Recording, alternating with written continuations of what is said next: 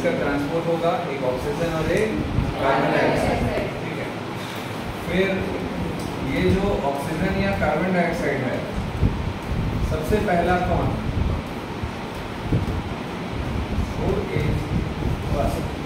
सबसे पहले कौन सेल में जाएगा या सेल से निकलेगा, है ना। तो जैसे ये ब्लड फ्लो हो रहा है, ठीक है, तो इसमें क्या जाता है बेटा, इसमें O2 ज़्यादा है कि CO2 ज़्यादा है? O2 ज़्यादा है और CO2 कम है। और टिश्यूज के पास क्या चीज़ है, CO2 ज़्यादा है और O2 कम है ना। तो बेसिकली जैसे आप पढ़ते आए हो, तो सबसे पहले ब्लड से ऑक्सीजन जाएगा या कार्बन डाइऑक्साइड आएगा, बोलो, आप बताओ।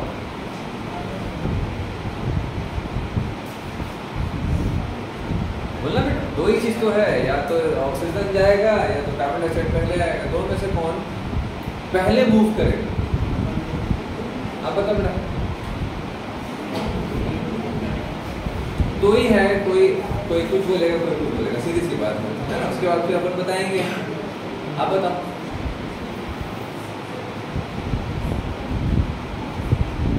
सब अपना आंसर करेंगे भाई, ऐसे नहीं कि सब लोग ऑक्सीजन बोल, हम भी ऑक्सीजन बोल रहे हैं, ऐसा जरूरी नहीं है, आप चेंज नहीं कर सकते। बोलो बेटा, पहले क्या मूव करेगा, ऑक्सीजन टिश्यू के पास जाएगा या कार्बन डाइऑक्साइड ब्लड में आएगा, ये तरह से।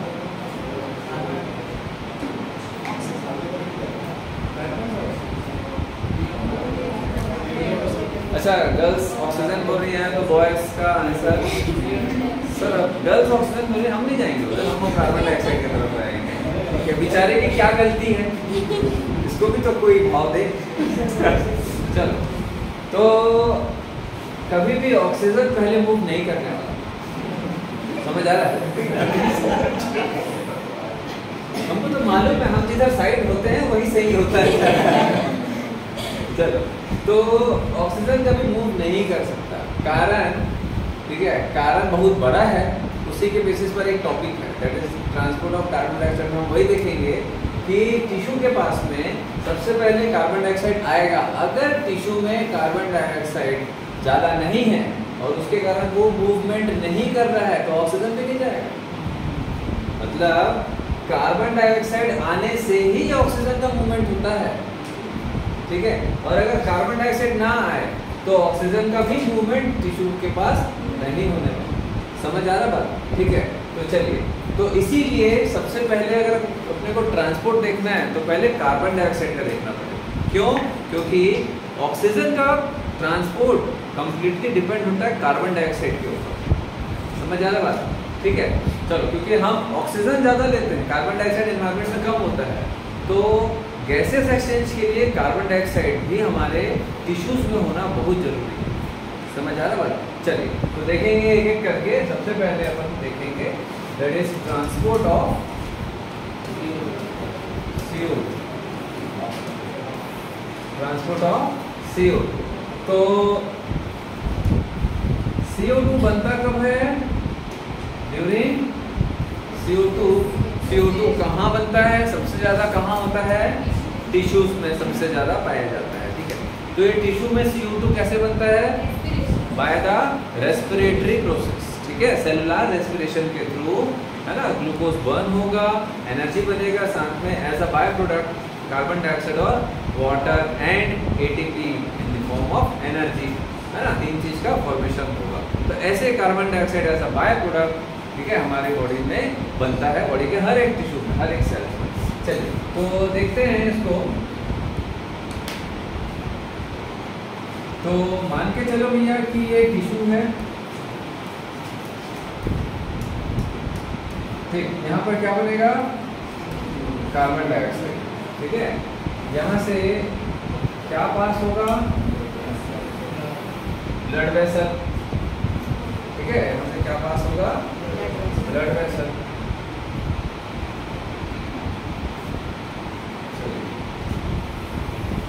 तो ये पास हो रहा है क्या, ब्लड वेसल। इतना बड़ा एओर्टा है क्या? तो ये ब्लड है जो फ्लो हो रहा है, और ये ब्लड वेसल, प्लाज्मा नहीं होता, ये ब्लड वेसल। यहाँ से यहाँ तक क्या है? ये क्या है भैया? ब्लड वेसल है ना, और ये ब्लड फ्लो हो रहा है। तो ब्लड में क्या क्या कंपोनेंट होते हैं? RBC, WBC, platelet, blood plasma, है ना। तो मेनली अब हमको मालूम है कि ऑक्सीजन का ट्रांसपोर्ट कौन करता है? ऑक्सीजन किसमें होता है? आरबीसी में, हीमोग्लोबिन के साथ में अटैच होता है, ठीक है। तो ऑक्सीजन जो है, मेनली ऑक्सीजन कहाँ रहता है? आरबीसी के अंदर हीमोग्लोबिन के साथ अटैच, ठीक है। चलिए, तो ये ब्लड है, ब्लड के अंदर आरबीसी होगा, बोलो बोलो होगा, बोला ना। तो अपन देखते हैं, ये आरबीसी, ये आरबीसी, ये आरबीसी है, ठीक है। आरबीसी क्या है? आरबीसी। ऐसा नहीं होता है, अपन समझाने के लिए बना, ऐसा नहीं डब्बा जैसा हो सर, वो तो कुछ इस तरीके के बाइकॉनकेव होते हैं। आरबीसी का शेप कैसे होता है? बाइकॉनकेव, बट अपन समझने के लिए ऐसा बना रहे हैं, ठीक है, क्योंकि उसमें सारा प्रोसेस देख सकते हैं। तो ये जो आरबीसी है, इसमें सबसे ज़्यादा क्या भरा हुआ है भैया? मेनली क्या है इसमें? हीमोग्लोबिन। मैंने आपको पहले बहुत कई बार ऐसे ही कुछ न कुछ पढ़ाते समय बताया है कि आरबीसी में मेनली, रेस्पिरेशन में भी मैंने बताया था कि आरबीसी में मेनली क्या रहता है? सेल मेम्ब्रेन, अंदर साइटोप्लाज्म और हीमोग्लोबिन, बस, और कुछ एंजाइम्स, है ना, ग्लाइकोलाइटिक पाथवे के लिए, और बाकी सेल ऑर्गेनेले और न्यूक्लियस एब्सेंट होता है। तो कुछ भी नहीं है सेल के अंदर, क्या है? बस साइटोप्लाज्म, उसमें क्या है? हीमोग्लोबिन, और हीमोग्लोबिन के साथ में क्या अटैच रहता है भैया जीतू? ऑक्सीजन। हीमोग्लोबिन के साथ में क्या अटैच है?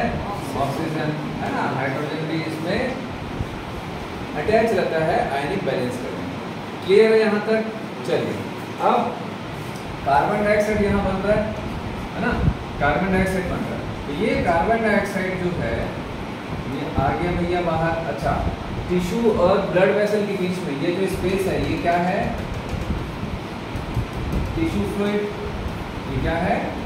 टिश्यू फ्लूइड, ठीक है। टिश्यू फ्लूइड ऐसा फ्लूइड होता है जो ब्लड का ही प्लाज्मा से निकला हुआ फ्लूइड है, वाटरी फ्लूइड, जो टिश्यू के आसपास प्रेजेंट होता है। और जब भी कोई भी मटेरियल ब्लड और टिश्यू के बीच में एक्सचेंज होगा, वो इसी टिश्यू फ्लूइड के थ्रू हो करके जाएगा, ठीक है।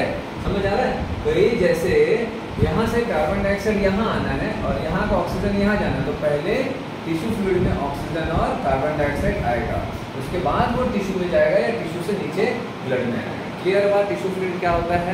ठीक है, कहाँ से बनता है? ब्लड से ही बनता है, ब्लड के ही प्लाज्मा से वाटर बाहर लीक होता है, कुछ आयंस लीक होंगे, है ना, ऑस्मोलैरिटी मेंटेन करने के लिए, बस। तो ये ब्लड का ही पार्ट है, टिश्यू फ्लूइड बोलते हैं उसको।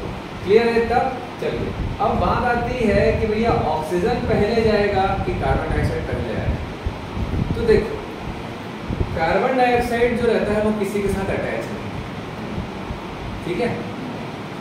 जैसे कई लोग होते हैं ना, कई लोग होते हैं कि कहीं भी जा रहे हैं ना, फिल्म देखने जा रहे हैं, कोई चल रहा है, नहीं मैं जाऊँगा अकेले, जरूरत नहीं, भूख लग रही है, जाकर अकेले रेस्टोरेंट में बैठ के खाना खा लिया, है मूवी देखने के मन है, पूछे एक बार चल रहे हो, देखते हैं, मैं जा रहा हूँ, सोचते रहते तुम लोग, है जाके चले गए अकेले मूवी देखते, चल मरीन ड्राइव से आते हैं, रुक मम्मी, है मैं जा रहा हूँ, मैं अकेले घूम के आऊँ, ठीक है। तो कुछ लोग अकेले ही घूम लेते हैं और कुछ लोग, अरे यार छोड़ो, कौन अकेले जाए, पागल है ना, समझ आ रहा बात? तो साथ में ही जाएंगे, और जब तक तो साथ में रहेंगे तो भैया मतलब अकेले कहीं नहीं जा सकते। और अगर उनको एक से दूसरी जगह भेजना है तो सबसे पहले उस साथी को उससे दूर करना पड़ेगा। सर ऐसा पाप मत करो, किसी को किसी से अलग करना पाप है। तो हीमोग्लोबिन और ऑक्सीजन बहुत अच्छे दोस्त हैं, ठीक है, ये लोग बहुत अच्छे फ्रेंड हैं, और ये लोग एक दूसरे से बढ़िया कंबाइन होकर के भी मिलजुल करके रहते हैं, साथ साथ जा रहे हैं और ब्लड में घूम रहे हैं साथ साथ पूरे जगह, पूरे बॉडी में घूम रहे हैं। तो अब ये लोग अलग नहीं होंगे, ऐसे थोड़ी ना कि टिश्यू के पास आ गया और हीमोग्लोबिन देखे क्या ऐसे क्यों छोड़ेगा, क्यों छोड़ेगा? क्यों? हीमोग्लोबिन वैसा वाला व्यक्ति है जो अकेले कहीं जाता ही नहीं, तो इसको हमेशा कंबाइन होकर के रहेगा। तो ये क्या करेगा भैया, हैं? ये जब तक कोई आएगा नहीं बीच में तब तक ये ऑक्सीजन को छोड़ेगा नहीं। समझ आ रहा है? कभी भी छोड़ेगा नहीं ऑक्सीजन कभी नहीं, ऑक्सीजन तो कभी हीमोग्लोबिन नहीं छोड़ना है, हमेशा अटैच करके रखना। समझ आ रहा है? वैसे ही ना, वो भी जाएंगे दोस्त के साथ जाएंगे, तू नहीं जाएगा किसी और को भेज तभी मैं जाऊंगा। तो ऐसा है। तो अब इसको अलग करने के लिए भी तो कोई आए, तो यहाँ मिलन होता है कार्बन डाइऑक्साइड। अब कार्बन डाइऑक्साइड जितना बनता है, मान के चलो कि 100 molecule of carbon dioxide tissue ने बनाया। अब यहाँ पर कार्बन डाइऑक्साइड का पार्शियल प्रेशर कितना होगा भैया? Partial pressure of carbon dioxide कितना रहता है टिश्यू में? जल्दी बोलो 45। और यहाँ पर अगर हम देखें तो partial pressure of carbon dioxide कितना रहता है? 40 रहता है। तो हायर टू लोअर मूव करेगा। तो जितना भी मॉलिक्यूल होता है, लाइक मान के चलो कि 100 मॉलिक्यूल है कार्बन डाइऑक्साइड का, तो अब ये किस किस तरीके से कैसे मूव करेगा, इसके ऊपर काफी क्वेश्चन आते हैं। तो 3 तरीके से कार्बन डाइऑक्साइड का ट्रांसपोर्ट होता है एक से दूसरी जगह। तो सबसे पहला जो तरीका है, यहाँ देखते जाएंगे, S bicarbonate, S bicarbonate, S bicarbonate, ठीक है। तो बायकार्बोनेट के फॉर्म में करीब करीब 70 to 75% के आसपास जो रहता है, ये सबसे ज़्यादा 70% to 75% के आसपास ये ट्रांसपोर्ट होता है किस फॉर्म में? बायकार्बोनेट के फॉर्म में, ठीक है। दूसरा S carbamino haemoglobin, carb amino haemoglobin, इस फॉर्म में ये करीब करीब 23% के आसपास इसका ट्रांसपोर्ट होता है इस फॉर्म में, ठीक है। देन तीसरा अगर हम बात करें तो S dissolved in blood plasma, blood plasma, समझ आ रहा है? करीब करीब 7%। रेंज होता है 20 से 25%, 5 से 8%। तो मैं ऐसा एक एवरेज में ऐसे लिख दिया हूँ, ठीक है। रेंज के बदले नॉर्मल एवरेज लिख दिया ताकि थोड़ा सा अपने को ध्यान रहे, ठीक है। तो जैसे एक क्वेश्चन मैंने पूछा था कि ऑब्जेक्टिव सेल जो HCl प्रोड्यूस करता है उसका pH 2 to 3 रहता है। तो किसी ने मेरे को मैसेज करके बोला कि सर आपने तो बताया था 1.8 होता है। तो भैया 1.8 को ऐसा हमेशा नापा हुआ नहीं निकलेगा, ठीक है। हर चीज़ का एक pH का रेंज होता है। मैंने आपको 1.8 to 2.5 भी बताया था। तो 2 to 3 के बीच में 2.5 भी आता है, 2.1 भी आता है, 2.2 भी आता है, ठीक है। तो ये सारी चीज़ों में गलतियाँ नहीं करती। चलिए, तो देखो कार्बन डाइऑक्साइड का ट्रांसपोर्ट 3 तरीके से हो रहा है। ये वाला नहीं दिख रहा है, दिख रहा है? एस बायकार्बोनेट है ना, maximum 70%, as carbamino haemoglobin, और as dissolved in blood plasma. मतलब ये जो ब्लड है, इसका जो प्लाज्मा है, इस फ्लूइड में डिसॉल्व्ड फॉर्म में रहेगा कार्बन डाइऑक्साइड। क्या कार्बन डाइऑक्साइड पानी में डिसॉल्व हो सकता है? हो सकता है? कभी देखे हो? नहीं देखे हो? कभी देखे हो?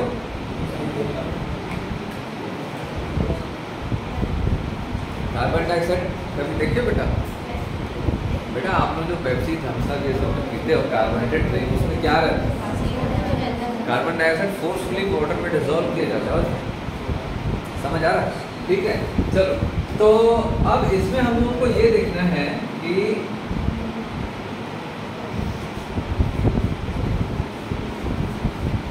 ये दोनों जो फॉर्म है, ये जो दोनों फॉर्म है, ये कहाँ पर रहेगा?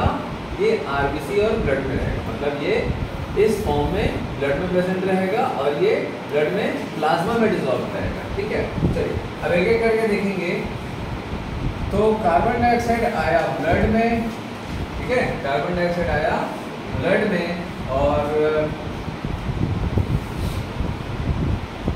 7% जो प्लाज्मा में रहेगा, इसको छोड़ के बाकी का पूरा कितना भैया? 93%। मतलब 92 to 93% के आसपास पूरा कार्बन डाइऑक्साइड कहाँ एंटर करेगा? आरबीसी के अंदर एंटर करेगा। समझ आ गया बात? ठीक है, अब ध्यान से देखते जाएंगे, फिर मत बोलना कि सर एक बार फिर से बताओ, क्योंकि बहुत हौच-पौच होने वाला है, तो ध्यान से देखेंगे। कार्बन डाइऑक्साइड अंदर आया, अभी भी हीमोग्लोबिन के साथ ऑक्सीजन अटैच है, ऑक्सीजन को छोड़ा नहीं गया, छोड़ेगा तभी तो टिश्यू के पास जाएगा। अब ध्यान से समझना, कार्बन डाइऑक्साइड जैसे ही आता है ये इसके प्लाज्मा में डिसॉल्व नहीं हो सकता, तो इसके लिए वाटर के साथ में डिसॉल्व होने के लिए एक एंजाइम होता है जिसको बोलते हैं कार्बोनिक एनहाइड्रेस एंजाइम। तो कार्बन डाइऑक्साइड वाटर के साथ में मिक्स होता है, इसको मिक्स करने के लिए इस रिएक्शन को, इस केमिकल रिएक्शन को एनहेंस करने के लिए, पूरा करने के लिए एक एंजाइम होता है, कैटलिस्ट, कार्बोनिक एनहाइड्रेस एंजाइम। ये रिवर्सिबल रिएक्शन है, ध्यान देना, रिवर्सिबल रिएक्शन है। तो ये क्या बनेगा? Carbonic acid, carbonic acid, carbonic acid फिर से क्या होगा बेटा? ब्रेक होगा और क्या बनेगा? H plus plus HCO3 minus. HCO3 minus को क्या बोलते हैं? Bicarbonate ion. ठीक है, बाइकार्बोनेट आयन। तो हमारे पास ये क्या बन गया? Bicarbonate ion. ये रिवर्सिबल रिएक्शन है, ध्यान देना, रिवर्सिबल रिएक्शन है। तो ये हो गया हाइड्रोजन आयन और ये हो गया बाइकार्बोनेट आयन। ठीक है, अब देखो यहाँ पर जो सबसे बड़ा विलन है वो हाइड्रोजन आयन होता है।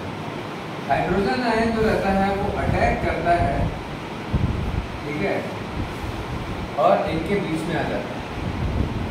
जैसे ही ये हाइड्रोजन आयन, भाई देखो कार्बन डाइऑक्साइड आया 93%, समझ रहे हो, बहुत सारा कार्बन डाइऑक्साइड आया। जैसे कार्बन डाइऑक्साइड आया बहुत सारे बाइकार्बोनेट आयन बनेगा और बहुत सारा हाइड्रोजन आयन। हाइड्रोजन आयन का कंसंट्रेशन जब ऑक्सीजन से ज़्यादा हो जाता है, मतलब HbO2 ऑक्सी हीमोग्लोबिन, इसको क्या बोलते हैं? Oxy haemoglobin. जब वो कंसंट्रेशन अपने एक लेवल से ऊपर हो जाता है तो ये इनको डिसोसिएट कर देता है, ये इनको डिसोसिएट कर देता है। तो डिसोसिएट जब करेगा तो क्या होगा? हीमोग्लोबिन के साथ में हाइड्रोजन अटैच हो जाता है, हीमोग्लोबिन के साथ में हाइड्रोजन अटैच हो जाता है। समझ रहे हो ना? ऐसा होता है ना, फिल्मों में देखे हो, कहीं पैसे के दम पे या कुछ और, है ना, दिमाग लगा के पूरा पति तरीके से दो लोगों के बीच में आ जाते हैं और एक के साथ आ जाता है और दूसरे को बेचारे को अकेला छोड़ दो, अकेला हो गया। समझ आ रहा है? अब हाइड्रोजन, यहाँ पर मैं पोटेशियम है, ये पोटेशियम है, हाँ। अब ये जो पोटेशियम है ये भी अकेला हो गया, K प्लस। एक हाइड्रोजन के कारण दो लोग अकेले हो, मतलब विलन। अब ये जो ऑक्सीजन यहाँ फ्री हुआ है, समझ आ रहा है बात? ये ऑक्सीजन जो फ्री हुआ है अब ये चला जाएगा यहाँ, और यहाँ से जाएगा यहाँ, और यहाँ से जाएगा यहाँ। ठीक है, समझ आ रहा है बात?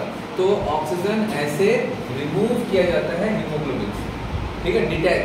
तो इसको डिटैच होने के लिए किसी को अटैच भी होना पड़ेगा, इसको हटाने के लिए किसी को बीच में आना पड़ेगा। समझ आ रहा है बात? ऐसा आपको करना मत। समझ आ रहा है? ये गलत बात है, आपको विलन नहीं हीरो बनना है। चलो, तो अब इधर देखो, तो अब ये विलन आ गया भैया, इसके साथ अटैच हो गया है, ठीक है। अब बेचारा हीरो चला गया, ये हीरो ही है कि किसी से हमको एनर्जी मिलती है, अभी ऑक्सीजन चला गया यहाँ। क्लियर है बात? ठीक है। लेकिन बेटा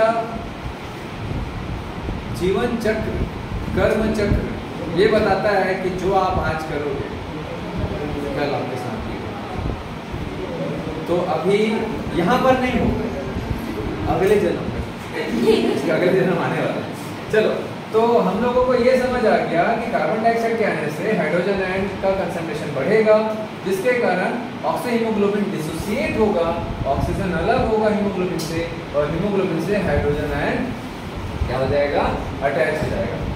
लेकिन अब पोटेशियम यहाँ पर फ्री हो गया और एक बाइकार्बोनेट आयन भी फ्री हो गया। तो एक नेगेटिव चार्ज है और एक पॉजिटिव चार्ज है, तो ये चार्ज का आयोनिक इम्बैलेंस हो जाता है। तो इसको बैलेंस करना बहुत जरूरी है, क्योंकि ब्लड का पीएच 7.3 के आसपास 0.1 का बस डिफरेंस हो सकता है, बट उससे ज़्यादा हमको नहीं करना है। तो इसीलिए आयोनिक बैलेंस पीएच मेंटेन करने के लिए ब्लड में क्या होता है बेटा, बफर्स होते हैं या आयनिक एक्सचेंजेस होते हैं। ठीक है, तो हमारे ब्लड में एक आयन, एक सॉल्ट सबसे ज़्यादा होता है, दैट इज सोडियम क्लोराइड। कौन सा? Sodium chloride. ठीक है, सोडियम क्लोराइड। सोडियम क्लोराइड जो रहता है, अब ये टूटेगा, ये अपना बलिदान देता है Na+, ठीक है, और Cl-, Na+ और Cl-। ठीक है, तो ये जो Cl- है ये क्या होगा बेटा, अंदर मूव करेगा, और ये जो SCO3- है ये बाहर। तो SCO3- जाएगा सोडियम के पास, ध्यान से समझना, SCO3- जाएगा सोडियम के पास, और ये क्या बना लेगा सोडियम के साथ में, बोलो, सोडियम बाइकार्बोनेट। ये एक बफर के रूप में काम करता है, समझ आ रहा है बात, एक बफर के रूप में काम करता है, ऐसे न्यूट्रलाइज करने का काम करेगा, है ना। आप पढ़ोगे केमिस्ट्री में, सोडियम बाइकार्बोनेट जो रहता है बेटा, ये पीएच मेंटेन करने के लिए होता है। क्लियर है बात, समझ आ रहा है? बफर के रूप में काम करेगा, बफर समझते हो ना, जो पीएच को मेंटेन करता है। ठीक है, तो एक बफर के रूप में काम करेगा। तो ये सोडियम बाइकार्बोनेट बन गया। अब ध्यान से समझना, तो भैया पहले SCO3- बाहर गया या क्लोराइड अंदर आया? पहले SCO3- बाहर गया। तो जब नेगेटिव आयन की कमी होगी, पहले नेगेटिव आयन है, पॉजिटिव आयन है, लेकिन ये दोनों एक साथ जुड़ नहीं सकते, पोटेशियम बाइकार्बोनेट नहीं बनेगा। ठीक है, तो ज़्यादा टेंडेंसी होती है सोडियम बाइकार्बोनेट की। तो ये SCO3- एक बाहर गया, तो भैया एक माइनस अंदर भी आएगा, तभी तो पीएच मेंटेन होगा, आयनिक बैलेंस होगा। तो अब यहाँ पर Cl- अंदर आएगा, Cl- अंदर आएगा, अब ये KCl बन जाएगा, और यहाँ पर अगर आप लिखोगे तो आयनिक बैलेंस हो गया, पीएच मेंटेन है। ठीक है, आयंस का बैलेंस नहीं होने से पीएच गड़बड़ा जाता है, या तो एसिडिक हो जाएगा या बहुत ज़्यादा अल्कलाइन हो जाएगा। तो एसिडिक या अल्कलाइन दोनों कंडीशन ब्लड के लिए ठीक नहीं है, हालत ख़राब हो जाएगी हमारी। तो बताऊंगा आप लोगों को, अगर एसिडिक कंडीशन हो गया तो हालत ख़राब हो जाएगी, और बहुत ज़्यादा अल्कलाइन कंडीशन हो गया तो भी हालत ख़राब हो जाती है। क्यों? क्योंकि आयनिक बैलेंस के ऊपर ही सारा टिका हुआ है ऑक्सीजन और कार्बन डाइऑक्साइड का मूवमेंट। तो बेटा हम एयर तो लेंगे, अगर पीएच मेंटेन नहीं है ब्लड का, तो ऑक्सीजन लेंगे भी ना, तो ट्रांसपोर्ट नहीं हो पाता है, एक्सचेंज नहीं हो पाता है, तो बॉडी को ऑक्सीजन नहीं मिल पाएगा। खैर ये सब बाकी बात आगे देखेंगे। तो यहाँ पर आप लोगों को सारा चीज़ समझ आ गया, सारा सीन क्या, फिर से देखेंगे। कार्बन डाइऑक्साइड का PCO2 45 है, यहाँ पर 40 है। ठीक है, तो हायर प्रेशर टिश्यू में है, लोअर प्रेशर ब्लड में है। तो कार्बन डाइऑक्साइड पहले आएगा, कार्बन डाइऑक्साइड आएगा कार्बनिक एनाइड्रेज एंजाइम की मदद से, यहाँ क्या बनेगा भैया, कार्बनिक एसिड। कार्बनिक एसिड डिसोसिएट होगा hydrogen ion and bicarbonate ion. Hydrogen ion attack करता है ऑक्सी हीमोग्लोबिन के ऊपर और इनको ब्रेक करेगा, और हीमोग्लोबिन के साथ में हाइड्रोजन आयन अटैच हो जाएगा, जिसके कारण दो चीज फ्री हो गया, पोटेशियम आयन और ऑक्सीजन। जैसे ही ऑक्सीजन फ्री होगा, ऑक्सीजन का कंसंट्रेशन यहाँ पर हो जाता है। कितना होता है ऑक्सीजनेटेड ब्लड में? PO2 कितना होता है? 95, और टिश्यू में 40। समझ आ रहा है बात? हायर प्रेशर से लोअर प्रेशर में ऑक्सीजन अब फ्री होने के बाद तुरंत मूव करेगा। समझ आ रहा है बात? खाली बैठेगा नहीं, है ना, तुरंत मूव करेगा। तो ये मूव कर तो लिया है, लेकिन यहाँ पर पोटेशियम आयन और SCO3- आयन खाली है। तो आयनिक बैलेंस करने के लिए सोडियम क्लोराइड ब्लड का, ब्लड प्लाज्मा का, ये कहाँ पर रहता है बेटा? प्लाज्मा। तो प्लाज्मा का जो सोडियम क्लोराइड है ये डिसोसिएट होगा क्लोराइड एंड सोडियम, तो SCO3- बाहर आएगा, दैट इज इफ्लक्स। क्या बोलते हैं इस प्रोसेस को? इफ्लक्स। ध्यान रखना, ये सब क्वेश्चन आता है। ठीक है, तो इफ्लक्स किसका होगा? बाइकार्बोनेट आयन का। ठीक है, जिसके कारण सोडियम बाइकार्बोनेट बनेगा, बफर हो जाएगा, और आयनिक बैलेंस को करने के लिए फिर क्लोराइड को भी अंदर आना पड़ेगा। तो इस प्रोसेस को बोलते हैं इन्फ्लक्स।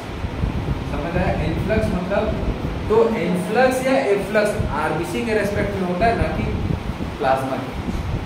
ध्यान से समझना, इन्फ्लक्स या इफ्लक्स आरबीसी के रेस्पेक्ट में हमेशा देखा जाता है, ना कि ब्लड प्लाज्मा। तो भैया अगर आपसे बोला जा रहा है कि इन्फ्लक्स हो रहा है, तो कोई भी आयन प्लाज्मा से आरबीसी में अंदर जा रहा है। इनफ्लक्स का मतलब अंदर जाना, इफ्लक्स या आउटफ्लक्स का मतलब बाहर जाना। तो बाहर कहाँ? आरबीसी से बाहर, अंदर कहाँ? तो आरबीसी के अंदर। ये क्वेश्चन कई बार आता है एग्जाम में, 50 बार आ चुका है अभी तक के। ठीक है, तो ये हो गया हमारा पूरा बैलेंस। तो आरबीसी ने ऑक्सीजन को रिलीज कर दिया, लेकिन यहाँ पर क्या फंस गया? Carbon dioxide. तो ये जो सोडियम बाइकार्बोनेट है दैट इज बाइकार्बोनेट, इसी फॉर्म में कार्बन डाइऑक्साइड। तो देखो सोडियम बाइकार्बोनेट हो रहे हैं ना, दैट इज ये बाइकार्बोनेट आयन है और ये सोडियम बाइकार्बोनेट। तो मिलाकर के जो बाइकार्बोनेट के फॉर्म में सबसे ज्यादा कार्बन डाइऑक्साइड का ट्रांसपोर्ट होता है। कई बार एग्जाम में आता है बेटा, सबसे ज्यादा किस फॉर्म में हो रहा है, देन सेकंड सबसे ज्यादा किस फॉर्म में हो रहा है, देन थर्ड किस फॉर्म में होता है। ठीक है, हाईएस्ट टू लोएस्ट या लोएस्ट टू हाईएस्ट। अब ये जो है आपके सिलेबस में नहीं है, कार्बोमिनो हीमोग्लोबिन, इसको अपन जरूर नहीं पढ़ते हैं। समझ आ रहा है बात? चलो, मेनली जो प्रोसेस आता है पूरा का पूरा मैक्सिमम फॉर्म वाला ही आता है, दैट इज बाइकार्बोनेट के फॉर्म वाला ही क्वेश्चन आता है। क्लियर है इतना? समझ आया बात? आगे है। अब यहाँ पर ये जो ब्लड है ये रुका थोड़ा ना रहेगा, हेलो कर लो जो करना है, ये आगे बढ़ेगा। आगे बढ़ेगा तो ये जो ब्लड है अभी क्या हो जाएगा भैया? अब ये जो ब्लड है बेटा ये क्या हो गया? है? बोलो, डीऑक्सीजनेटेड हो गया ना? ये ब्लड क्या हो गया? डीऑक्सीजनेटेड हो गया।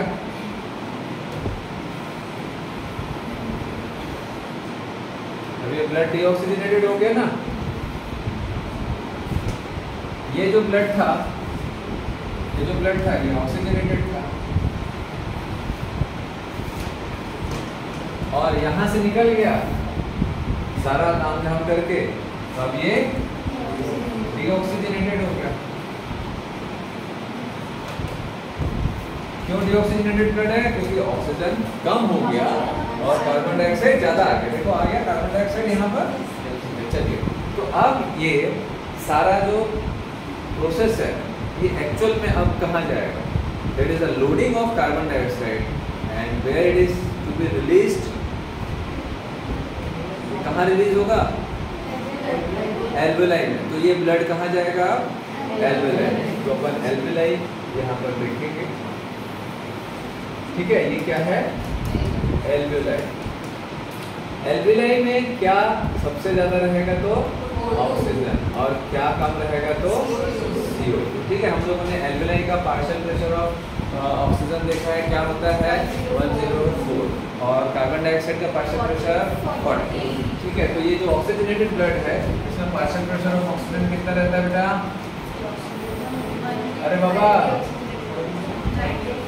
डीऑक्सीजनेटेड ब्लड का पार्शियल प्रेशर ऑफ ऑक्सीजन 40 और कार्बन डाइऑक्साइड का 45। तो यहाँ पर कितना है? PCO2 40 और PO2 104। आता कितना है? एयर से कितना आता है? PO2 159। ये एंटर कर रहा है।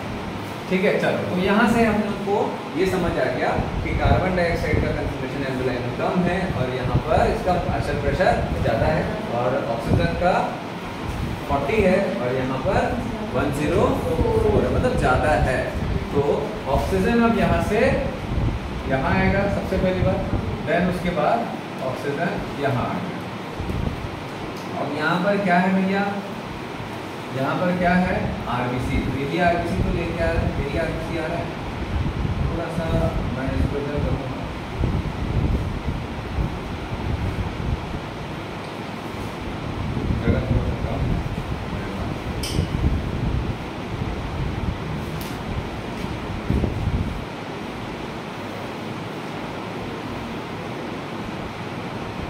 चलिए,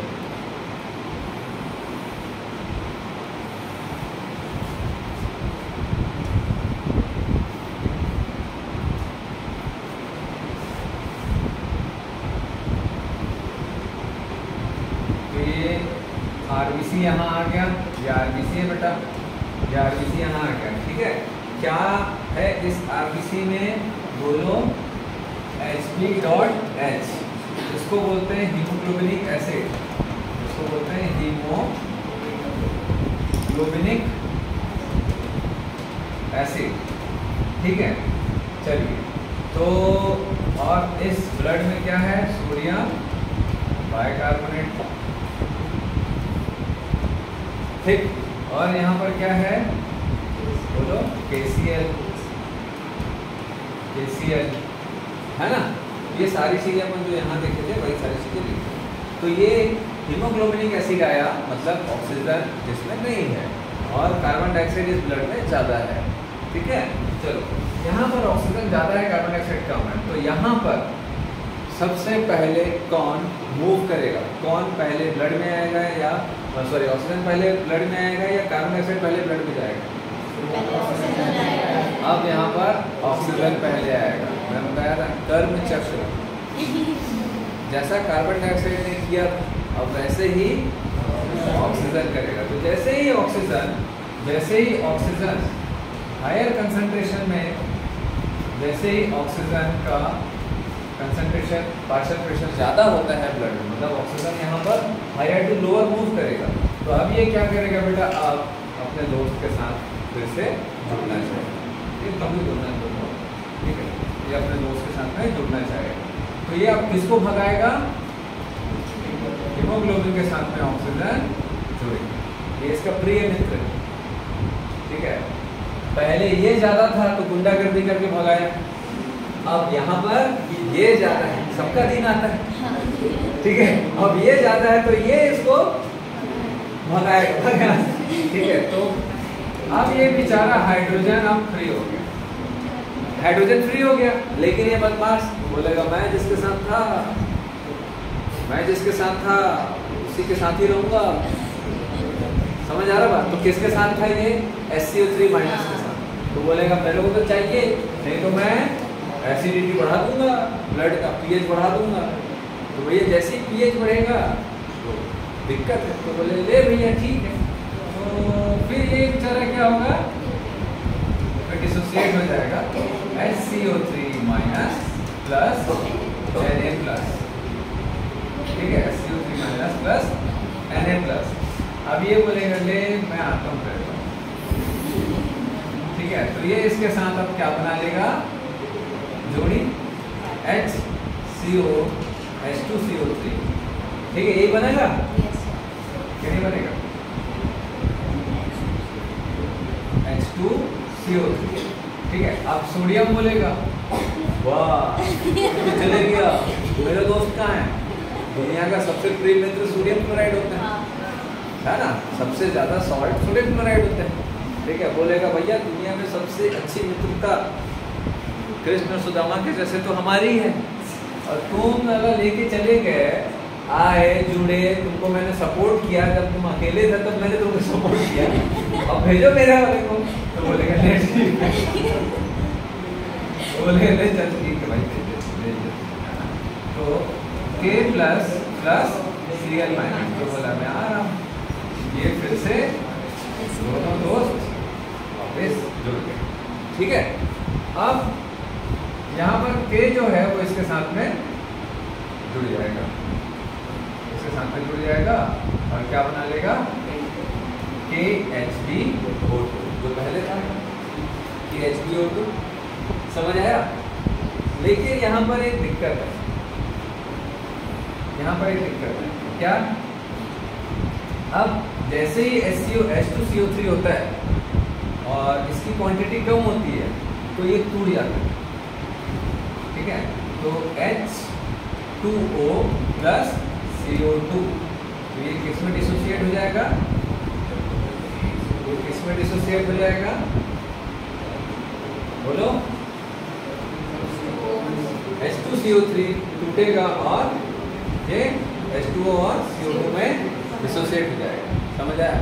तो वाटर बोलेगा बस हमारा यही तक था साथ, अब तू निकल। तो ये फिर अब यहाँ से ठीक है, ये चले गए, आया था गुंडागर्दी करने, फिर ऑक्सीजन ने भी अपने आप को गुंडागर्द बना लिया और कार्बन डाइऑक्साइड को फिर भगा दिया। समझ आ रहा बात? इस प्रोसेस को टिश्यू एल्विलाई के पास के जो प्रोसेस होता है, that is a reverse of that process, उसको हम लोग हेल्डेन इफेक्ट बोलते हैं। ठीक है, हेल्डेन इफेक्ट बोलते हैं। समझ आ रहा है? और ये जो क्लोराइड शिफ्ट हो रहा है, that is influx of chloride, इसको बोलते हैं क्लोराइड शिफ्ट और बोर्स इफेक्ट।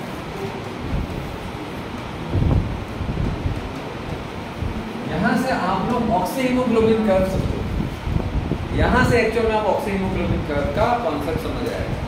ठीक है, अब मुझे नहीं मालूम एनसीईआरटी वालों ने ऐसे क्यों दिया है, बट ठीक है, उससे ये समझ आ जाता है। बट जब तक आप ऑक्सीजन, हाइड्रोजन आयन और कार्बन डाइऑक्साइड का रोल नहीं समझोगे, तब तक ऑक्सीहीमोग्लोबिन डिसोसिएशन कैसे होता है भाई, हीमोग्लोबिन और ऑक्सीजन डिसोसिएट कैसे होगा, ये तभी मालूम चलेगा जब डिसोसिएशन का कारण देखेंगे। चलो, तो यहाँ से क्या समझ आया? यहाँ से क्या समझ आया? हर एक का दिन आता है।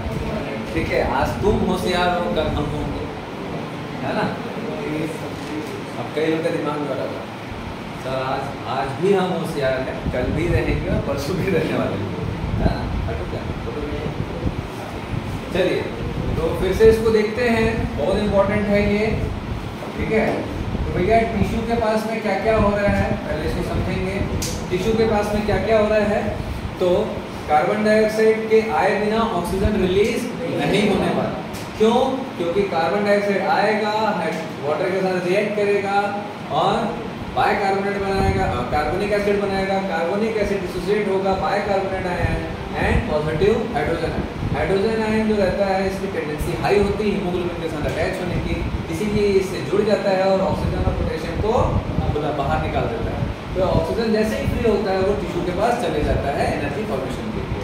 देन K+ को फ्री, K+ के साथ अटैच होने के लिए और SiO3- जब बाहर जाता है, ठीक है, सोडियम के साथ अटैच होगा तो क्लोराइड अंदर आएगा, तो ये बाहर जाएगा तो सोडियम बाइकार्बोनेट बनेगा, that is buffer, pH maintain हो गया। देन क्लोराइड आयन अगर यहाँ पर जाता है तो ये इन्फ्लक्स होगा पोटेशियम के साथ जुड़ने के लिए और KCl बना करके ये क्या करेगा बेटा, ये आयनिक बैलेंस कर देगा।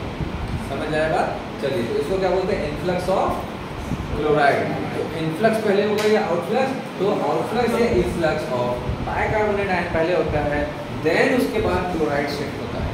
समझ आ रहा बात? ठीक है, चलिए, देन उसका ये जो ब्लड है ये पूरा का पूरा आगे कहाँ चले जाएगा, पूरा का पूरा आगे कहाँ चले जाएगा, एल्विलाई के पास, मतलब ये हमारा डबल सर्कुलेटरी सिस्टम के थ्रू ये एल्विलाई के पास चला जाएगा, है ना? ये अगर ये ठीक हो जाए तो फिर ये आएगा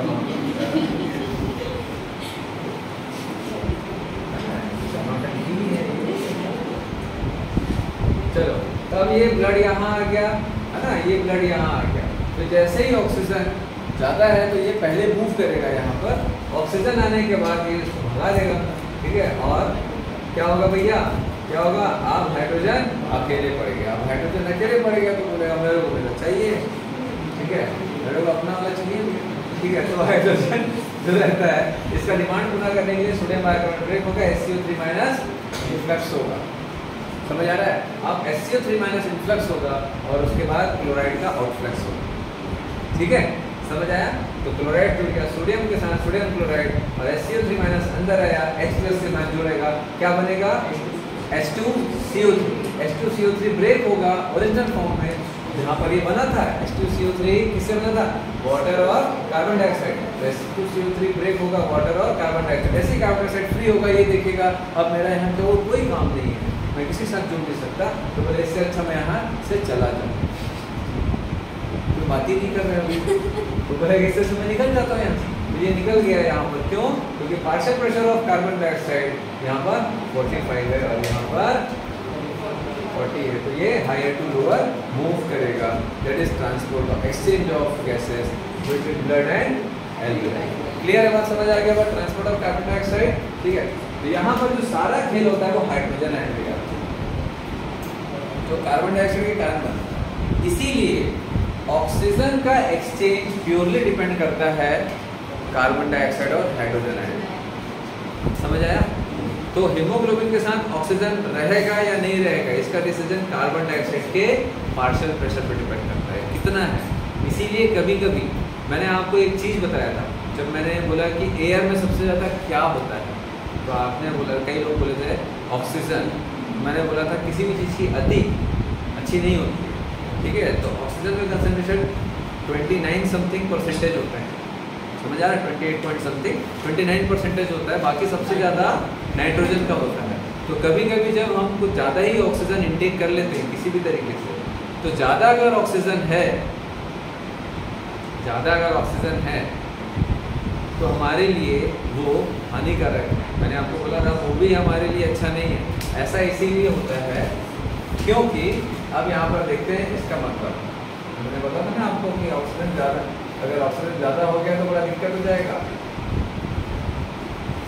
अगर ऑक्सीजन ज़्यादा है, अगर ऑक्सीजन ज़्यादा है तो हीमोग्लोबिन के साथ अटैच है ऑक्सीजन, इसका अगर पार्शियल प्रेशर ज़्यादा हो गया, ठीक है, तो बेटा मुझे बताओ कि हाइड्रोजन आयन इस पे अटैक कब किया था? जब हाइड्रोजन का कंसंट्रेशन HbO2 से ज़्यादा था। लेकिन अगर HbO2 अगर ज़्यादा रहेगा, मतलब हीमोग्लोबिन के साथ ज़्यादा ऑक्सीजन अटैच रहेगा, तो H+ उसको ब्रेक नहीं कर पाएगा, और जब H+ उसको ब्रेक नहीं करेगा तो ऑक्सीजन भी डिलीवर नहीं हो पाता। समझ आ रहा है? इसीलिए एकदम सारा भी ऑक्सीजन ठीक नहीं होता। कई लोगों को ना ऑक्सीजन ज़्यादा होने के कारण फिर उनको ऐसा मुंह में ऐसा जैसे पॉलीथीन को रखते हैं, पॉलीथीन समझ रहे ना, और सांस छोड़ते हैं और उसी सांस को लेते हैं। सांस छोड़ेंगे तो कार्बन डाइऑक्साइड निकलेगा और उसी सांस को वापस लेंगे, तो कार्बन डाइऑक्साइड की क्वांटिटी को बढ़ाना रहता है। तो कार्बन डाइऑक्साइड बढ़ेगा तो उससे क्या फायदा होगा? हाइड्रोजन आयन जल्दी ब्रेक करेगा और ऑक्सीजन जल्दी रिलीज। तो कई लोगों को ना ये भी प्रॉब्लम है, फिर अपना ही सांस वापस लेने की प्रॉब्लम। समझ आ रहा है? ठीक है, तो हर चीज मेंटेन होना चाहिए हमारे ऊपर। चलो हटा दो इसको।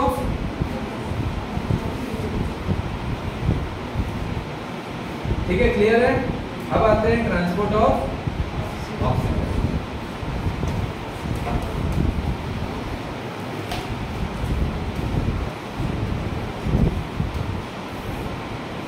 ऑक्सीजन का जो ट्रांसपोर्ट है ना, देखेंगे 97% जो होता है, 97 जो परसेंट होता है इन फॉर्म ऑफ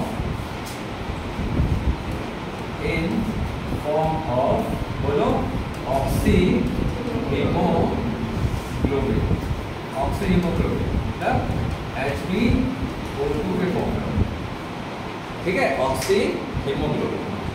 और करीब करीब 3% के आसपास जो होता है वो एज डिसॉल्व्ड इन प्लाज्मा। अब यहाँ से एक सवाल आता है, प्लाज्मा में मेनली वाटर में ही रहता है, प्लाज्मा के वाटर में रहता है, तो क्या ऑक्सीजन वाटर के साथ डिसॉल्व होता है? नहीं? हाँ या ना मुझे जवाब।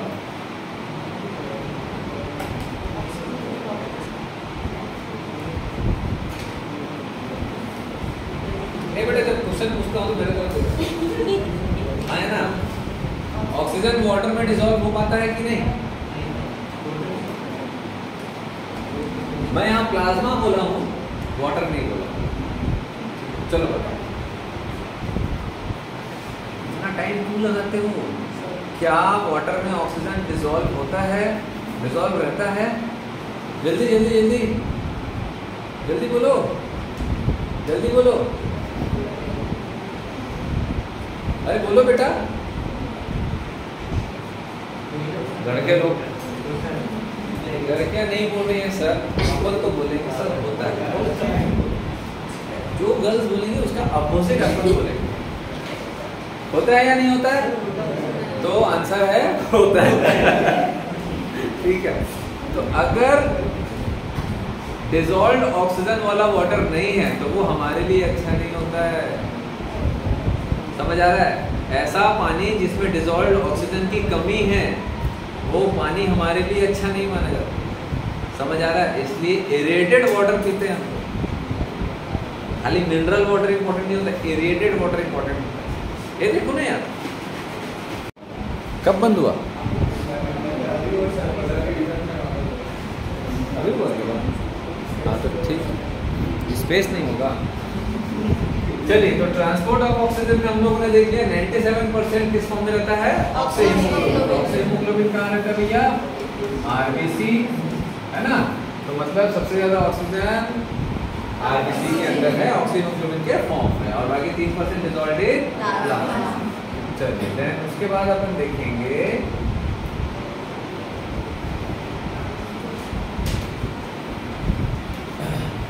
तो अब ये तो कॉन्सेप्ट आपको समझ आ गया, ये कैसे जा रहा है, कैसे ट्रांसपोर्ट होता है, कैसे लोडिंग होती है ऑक्सीजन।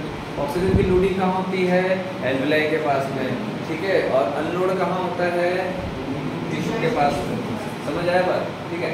तो अगर एक एवरेज पर्सन की बात करें, एक एवरेज एडल्ट की बात करें, तो उनका जो ब्लड होता है 100 ml ब्लड में कितना ग्राम हीमोग्लोबिन होता है, करीब 15 ग्राम हीमोग्लोबिन होता है, ठीक है। ऐसे बोलते हैं ना कई लोग, अरे उसके पास सिर्फ 15 ग्राम ब्लड है, भाई बहुत है, मेरे पास तो 9 ग्राम ब्लड। डॉक्टर बोला 9 ही ग्राम ब्लड, तो कितना रहता है बेटा हमारे पास,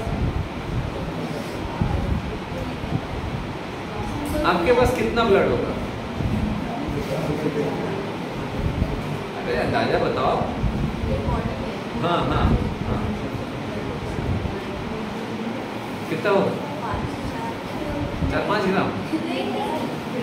सभी के पास, हमारे पास 4.5 से 5.5 लीटर ब्लड होता है, ठीक है। ये जो ग्राम और ब्लड बोलते हैं, दैट इज हीमोग्लोबिन का परसेंटेज, ठीक है, 100 ml पे, मतलब 100 ml में कितना हीमोग्लोबिन कंटेंट पाया जाता है, दैट इज, समझ आया। तो 100 ml ब्लड में 15 ग्राम हीमोग्लोबिन पाया जाता है, एक एवरेज, एक हेल्दी पर्सन में। समझ आ रहा बात, चलो। तो और 1 ग्राम जो हीमोग्लोबिन होता है, 1 ग्राम haemoglobin 1.34 ml blood, 1.34 ml oxygen carry करता है, ठीक है। 1 ग्राम हीमोग्लोबिन कितना ऑक्सीजन कैरी कर सकता है, 1.35 ml, ठीक है, समझ आ रहा है। तो 15 ग्राम हीमोग्लोबिन के पास कितना होगा भैया, 15 ग्राम के पास कितना ऑक्सीजन होगा, करीब 20, है ना, ml ऑक्सीजन कैरी करता है, ठीक है। तो 20 ml ऑक्सीजन कितना ml ब्लड में है, 100 ml में, क्योंकि 15 ग्राम हीमोग्लोबिन कितने ml ब्लड में है, 15 ग्राम हीमोग्लोबिन कितने ml ब्लड में है, 100 ml ब्लड में है ना। इसका मतलब 100 ml ब्लड 20 ml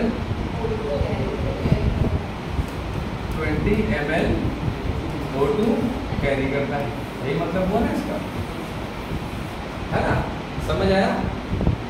लेकिन हमारा जो ब्लड है वो पूरा का पूरा ऑक्सीजन खाली नहीं करता जितना लोड करता है। मैंने आपको पहले भी बताया था शुरू में, पूरा ऑक्सीजन खाली नहीं करता, जितनी ज़रूरत है तो करीब 25% ही खाली करता है, जितना भी ऑक्सीजन उसके पास होता है। तो फॉर एग्जांपल एक एडल्ट में अगर हम बात करें 100 ml ब्लड है, 100 ml ब्लड है, इसमें 20 ml ऑक्सीजन है। 100 ml ब्लड में कितना ml ऑक्सीजन है, 20 ml। तो खाली 5 ml blood, 5 ml oxygen to be delivered into tissue. समझ आया, कितना ml, 5 ml, मतलब 25% ऑक्सीजन डिलीवर्ड टू टिश्यू। 25% होगा ना, 20 ml का 5 ml बस दिए है टिश्यू को, तो कितना होगा, 25% की बस डिलीवरी होती है, बाकी को वो स्टोर करके रखता है। समझ आया, दौड़ा दिए अचानक से स्ट्रेस हो गया, इमरजेंसी आ गई, थोड़ा बहुत एक्स्ट्रा होना चाहिए। ऐसा थोड़ा ना है कि कोई 1 लाख रुपये कमा रहा है तो पूरा 1 लाख को जिस दिन हाथ में आया उड़ा दिए।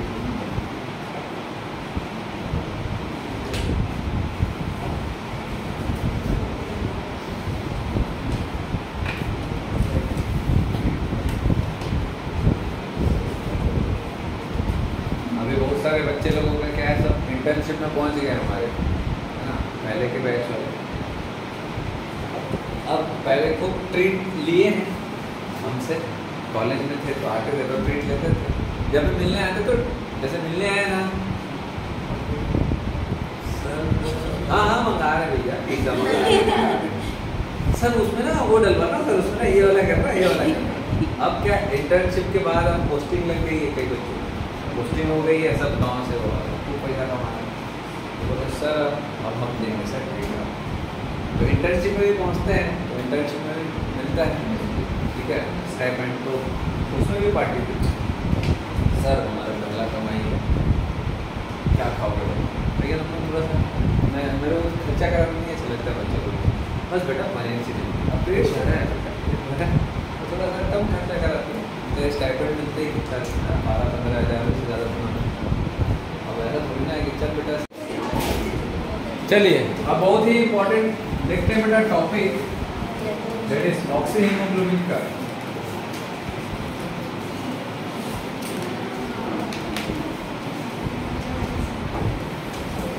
ऑक्सीहीमोग्लोबिन कर्व देखते हैं, काफ़ी इम्पोर्टेंट टॉपिक है ये, है ना।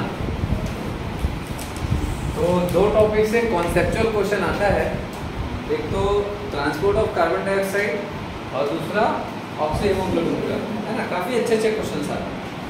तो चलिए देखते हैं।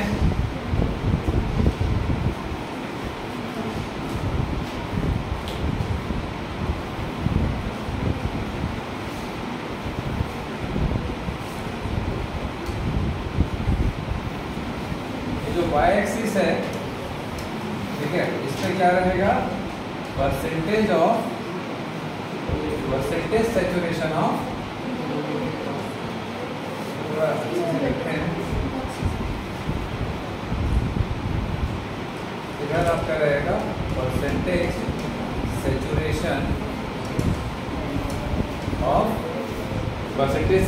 ऑफ ऑक्सीहीमोग्लोबिन, इधर क्या रहेगा बेटा, partial pressure of oxygen,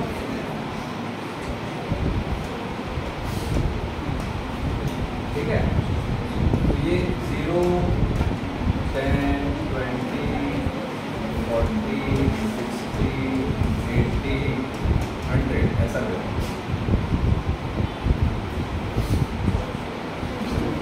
90,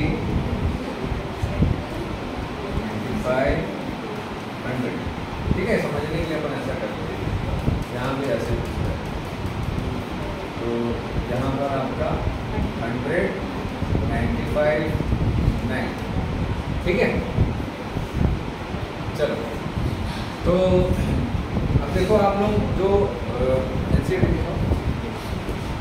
NCERT में जो एक डायग्राम है, ग्राफ है ना, 274 फिगर 17.5,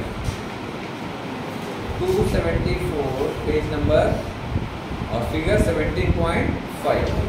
तो इसमें अगर आप देखोगे तो partial pressure of oxygen and percentage saturation of haemoglobin with oxygen, that is oxyhaemoglobin का कितना सैचुरेशन। अब ये इसका मतलब क्या होता है कि भैया कितना परसेंट ऑक्सीजन कंबाइंड है हीमोग्लोबिन के साथ, और ये दोनों ऑक्सीहीमोग्लोबिन बना रहे हैं, मतलब कितना एक दूसरे से कंबाइन हो रहे हैं, उसका परसेंटेज कितना है। क्या हीमोग्लोबिन में 100% हीमोग्लोबिन सैचुरेट होता है ना, इसका ये भी मतलब होता है। जैसे दूसरी चीज़ देखेंगे अगर अपन, तो हीमोग्लोबिन जितना भी है हमारे पास, जैसे मान के चलो कि हमारे पास 100 हीमोग्लोबिन, तो क्या पूरा का पूरा हीमोग्लोबिन 100% हीमोग्लोबिन कंबाइंड होता है ऑक्सीजन के साथ? नहीं होता है। जो नियोनेट्स होते हैं, जो ताज़ा बच्चे जो पैदा हुए हैं, समझ आ रहा बात, ठीक है, तो फीटल हीमोग्लोबिन जो होता है, जो जस्ट पैदा हुए हैं उनके में आपको दिखेगा, लेकिन मेनली फीटस में, तो फीटस में जो बच्चे होते हैं, फीटस में जो यूट्रस में जो फीटस होते हैं, समझ आ रहा बात, ठीक है। तो ऐसे जो बच्चे पैदा नहीं हुए हैं, दैट इज फीटस, है ना। तो फीटस का जो हीमोग्लोबिन होता है उसका स्ट्रक्चर एडल्ट हीमोग्लोबिन से डिफरेंट होता है। हीमोग्लोबिन फीटस में अलग होता है, पैदा होने के बाद स्ट्रक्चर चेंज होता है। जब नया हीमोग्लोबिन बनना चालू होता है हमारी बॉडी में तो उसका स्ट्रक्चर चेंज होता है बाद में, और पैदा होने से पहले उसका हीमोग्लोबिन का स्ट्रक्चर अलग होता है। तो फीटस का जो हीमोग्लोबिन है उसकी एफिशिएंसी बहुत ज़्यादा होती है एडल्ट हीमोग्लोबिन के मुकाबले ऑक्सीजन से कंबाइन होने का। समझ आया? तो फीटल हीमोग्लोबिन और एडल्ट हीमोग्लोबिन में से कौन सा हीमोग्लोबिन की ज़्यादा एफिशिएंसी होगी ऑक्सीजन से कंबाइन होने की? फीटल।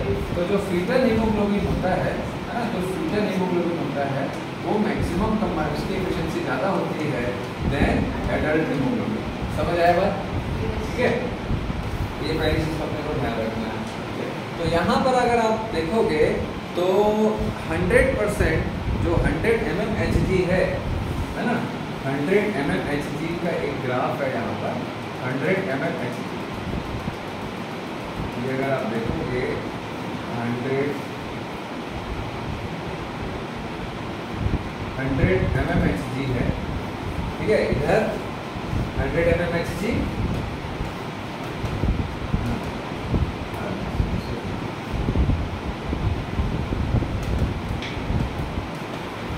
ठीक है। तो अगर आप यहाँ देखोगे तो 100 ये mmHg है और ये 100% सैचुरेशन है। तो ये जो 100 है ये क्या दिखा रहा है? mmHg, partial pressure of oxygen. और ये जो 100 है ये क्या दिखा रहा है? कितना परसेंटेज हीमोग्लोबिन का ऑक्सीजन से कंबाइन। तो जो ग्राफ है आपका एनसीईआरटी में वो क्या शो कर रहा है? जो उसका टिक है वो क्या शो कर रहा है? क्या शो कर रहा है कि भैया 100 mmHg में 100% सैचुरेशन दिखाया जा रहा है। समझ आ रहा बात? लेकिन इन जनरल अगर देखें तो ये जो सैचुरेशन है ये कुछ समय बाद अचानक से बढ़ा है, लेकिन ये जो स्टीप कर्व दिख रहा है यहाँ से यहाँ तक ये तेजी से गिरता है। पर ये इसको अगर अपन देखें ना, ये कुछ समय बाद तेजी से ये नीचे गिरता है, दिख रहा है? ये करीब करीब 80 के बाद नीचे गिर रहा है, दिख रहा है बेटा? ठीक है, ये 80 के बाद नीचे गिर रहा है, 90 है, ये 80, ठीक है। तो 80 के बाद ये तेजी से गिर रहा है, लेकिन 80 से पहले अगर हम देखें 80 से पहले तक ये तेजी से नहीं गिर रहा है, तो वो मेंटेन है। और अगर आप देखोगे तो 95, अगर आप देखोगे तो 95 है, वहाँ से एक थोड़ा सा पीक अटेन करके रखना है। 95 to 100 तक भी वो बहुत ज़्यादा ऊपर नहीं भाग रहे हैं, ऐसे थोड़े स्टेबल टाइप के। अब यहाँ से क्या क्वेश्चन आता है और इससे क्या समझना है? तो देखो कोविड में जनरली जो आप लोगों को ऐसा पल्स ऑक्सीमीटर होता है, तो जो पल्स ऑक्सीमीटर है वो क्या मेजर करता है? क्या ऑक्सीजन का क्या एक्चुअल में वो ये सैचुरेशन को ही मेजर करता है। समझ आ रहा है? तो पार्शियल प्रेशर ऑफ ऑक्सीजन जो होता है इसका ऑक्सी हीमोग्लोबिन का परसेंटेज सैचुरेशन, ठीक है। तो आपने देखा होगा कि आप लोगों का जनरली 95, 96, 98 ऐसे ही रहता है, 100 से ही 99, 100 एकदम छोटे बच्चों में आ जाता है ना। 100 आपका जनरली नहीं आएगा, अगर आ रहा है तो वो खराब है। समझ आ रहा है? पूरा चाइनीज वाला ठीक है, तो आ रहा है तो वो खराब है। तो 100 क्यों नहीं आता कि एडल्ट हीमोग्लोबिन, अभी ये बताया ना, एडल्ट हीमोग्लोबिन का परसेंटेज सैचुरेशन फीटल से कम होता है, बच्चों में जो रहता है उससे एफिशिएंसी कम होती है, ठीक है। तो 95, 93, 94, 95, 96, 97, 98 ऐसा तक जाता है। समझ आ? 99 तक भी जाता है, मोस्टली 100 नहीं जाता, ठीक है। तो ये जो पल्स ऑक्सीमीटर है ये क्या दिखाता है? परसेंटेज सैचुरेशन ऑफ से हीमोग्लोबिन। समझ आया? ठीक है। तो कई बार देखे होंगे कि 90 तक पहुंच गया तो भी टेंशन नहीं होता लोगों को। अभी बता रहा हूँ। फिर उसके बाद कई लोगों का 90 से नीचे ले गया, ठीक है मेरे को कुछ नहीं लग रहा है, 85 आ गया, चल लो फिर लो सब नॉर्मल, जैसे अपन बात कर रहे हैं वैसे ही 85 में। समझ आया? उसके बाद थोड़ा सा लगता है हाँ बीमार है, थोड़ा सुस्त सुस्त लग रहा है, बट फिर भी नॉर्मल हूँ, ठीक है ना, हो जाएगा, घर में सब ठीक हो जाऊँ। अब आ गया 80।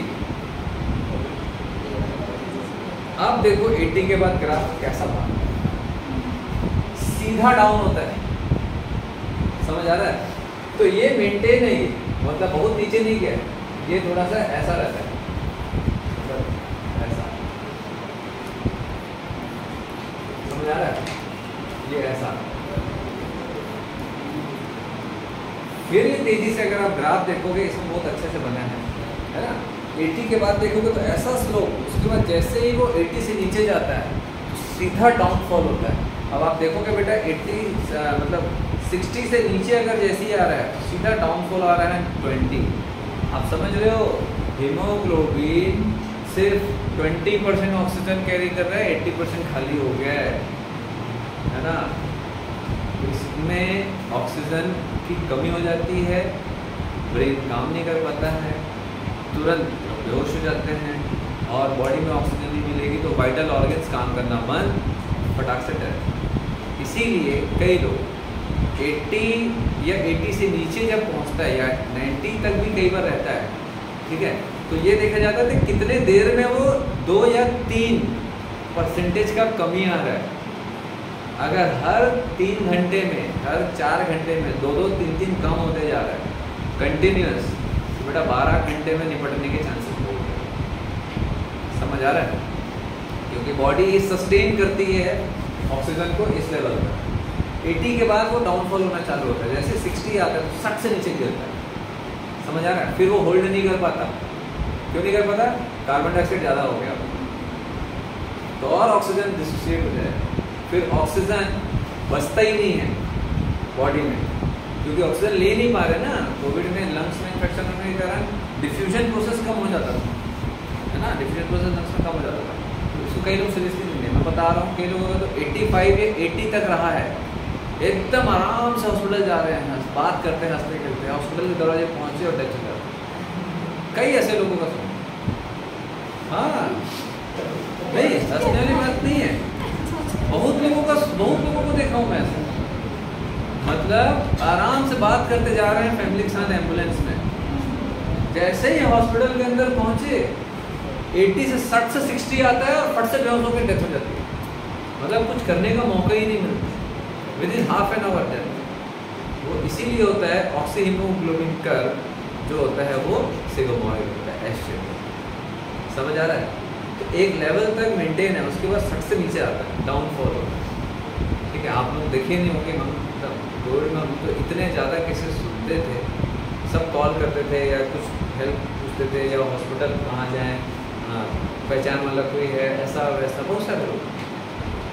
तो एक ही चीज़ हम मैं सबको समझाता था, 90 से नीचे अगर जा रहा है, 88 अगर आ गया, चुपचाप एडमिट हो जाओ और ऑक्सीजन लगा लो, चुपचाप एडमिट। तब ये गाइडें एक्चुअल में गाइडलाइन आती थी MCI से, ठीक है, हम लोगों के पास गाइडलाइन आती थी कि भैया इतने में क्या करना है, इतने में क्या करना है, एंड हॉस्पिटलाइज्ड कब होना है। 85 आ रहा है, 80 आ रहा है, तब तो आपको घर में बैठना ही नहीं है, 1 घंटे में भी खेल हो जाता है। ठीक है, समझ आ रहा है? तो ये जो आपको दिखाया जा रहा है कर्व, अब इसको कैसे समझना है कि देखो, जैसे ही अब इसको अगर अपन देखें बेटा, मैं नॉर्मल से दूसरा कर्व देखा है,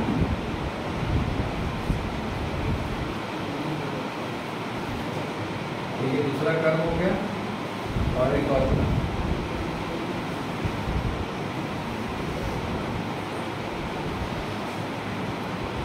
ये तीसरा, ठीक है, 3 टाइप का अपन देख रहे हैं। ये वाला नहीं दिख रहा है, कलर एक ही तरह का,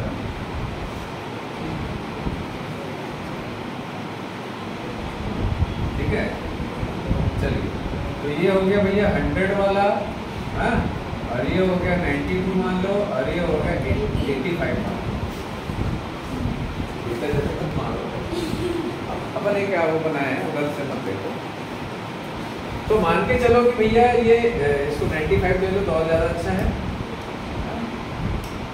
95 ले लो इसको और ज़्यादा अच्छा, ठीक है। तो अब अपन एक चीज़ देखेंगे कि 95 से वो 100 की तरफ जब जाएगा, इधर ध्यान देंगे 95 से जब ये 100 की तरफ जाएगा, ठीक है, और 95 से ये 85 की तरफ आएगा, तो किधर ग्राफ लेफ्ट मूव कर रहा है और किधर ग्राफ राइट मूव करेगा? बीच वाला जो ग्राफ है 95, इसके रेस्पेक्ट में हमको समझना है। तो 95 से अगर वो 100 की तरफ जाता है तो ग्राफ लेफ्ट की तरफ मूव कर रहा है या राइट? लेफ्ट। और अगर राइट की तरफ जा रहा है तो वो 85 की तरफ जा रहा है। 85 की तरफ जा रहा है मतलब राइट की तरफ ग्राफ मूव कर रहा है, ठीक है। अब इसमें जो क्वेश्चन आता है वो क्या क्या?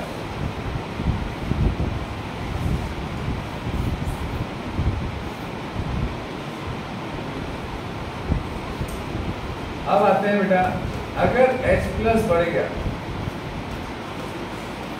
pH बढ़ गया, कार्बन डाइऑक्साइड बढ़ गया, ठीक है,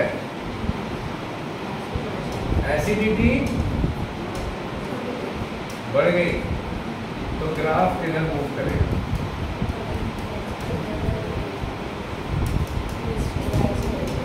टेम्परेचर बढ़ गया, मैं सब बढ़ने वाला ही एक सब बता रहा हूँ। अब देखो बेटा, H प्लस बढ़ रहा है, अब इसको ना सीधा सीधा मैंने इससे पहले जो समझाया वहां तो H प्लस बढ़ेगा तो ग्राफ लेफ्ट की तरफ मूव करेगा या राइट? यही क्वेश्चन आता है। pH बढ़ गया तो लेफ्ट की तरफ जाएगा या राइट की तरफ? रटते बैठोगे और कुछ अनाप शनाप आ गया कॉन्सेप्चुअल तो गया कहां, ठीक है, रटना नहीं है। अब याद करो वो वाला ट्रांसपोर्ट ऑफ कार्बन डाइऑक्साइड, वहीं से ये क्वेश्चन निकलेगा, ठीक है। तो मुझे बताओ कि लेफ्ट की तरफ जा रहा है ग्राफ, इसका मतलब क्या है? परसेंटेज सैचुरेशन ऑफ ऑक्सीहीमोग्लोबिन बढ़ रहा है या कम हो रहा है? और राइट की तरफ आ रहा है तो परसेंटेज सैचुरेशन ऑफ ऑक्सीहीमोग्लोबिन कम हो रहा है। तभी तो भैया 95% सैचुरेशन से 85% सैचुरेशन हो गया, मतलब ऑक्सीहीमोग्लोबिन का सैचुरेशन कम हो गया, 85 में आ गया। समझ आ रहा है बेटा आपको? हैं? चश्मा क्या बेटा? अरे लोग तो बाहर लेकर चश्मा पहनते हैं। अच्छा ये पास वाला होगा। चलो इधर देखो, तो H प्लस बढ़ गया, वही गुंडागर्दी वाली कहानी। H प्लस अगर बढ़ गया तो ये क्या करेगा? H प्लस बढ़ गया तो क्या करेगा? ये मैंने बताया था ना, हाइड्रोजन आयन बहुत बड़ा गुंडा है, ये किसको अलग करेगा? ऑक्सीजन को हीमोग्लोबिन से अलग करेगा। तो अगर ये अलग करेगा तो परसेंटेज सैचुरेशन क्या होगा? ऑक्सीहीमोग्लोबिन का क्या होगा भैया? बेटा आप खेलना बंद करो, घर से बोलेंगे तो H प्लस अगर ऑक्सीहीमोग्लोबिन पे अटैक करेगा तो ये क्या करता है? हीमोग्लोबिन को ऑक्सीजन से अलग करता है और खुद जुड़ जाता है हीमोग्लोबिन से। तो इनका सैचुरेशन का परसेंटेज कम हो जाएगा, समझ आया? और सैचुरेशन का परसेंटेज कम होगा तो ग्राफ किधर जाएगा? राइट। समझ आ रहा है? समझ आ रहा है कॉन्सेप्ट? तो ग्राफ किधर मूव करेगा? राइट। अब मैं जिससे पूछते जाऊंगा वही बताएंगे बस, ठीक है? बता बेटा, लास्ट बेंच, pH अगर बढ़ा तो क्या होगा?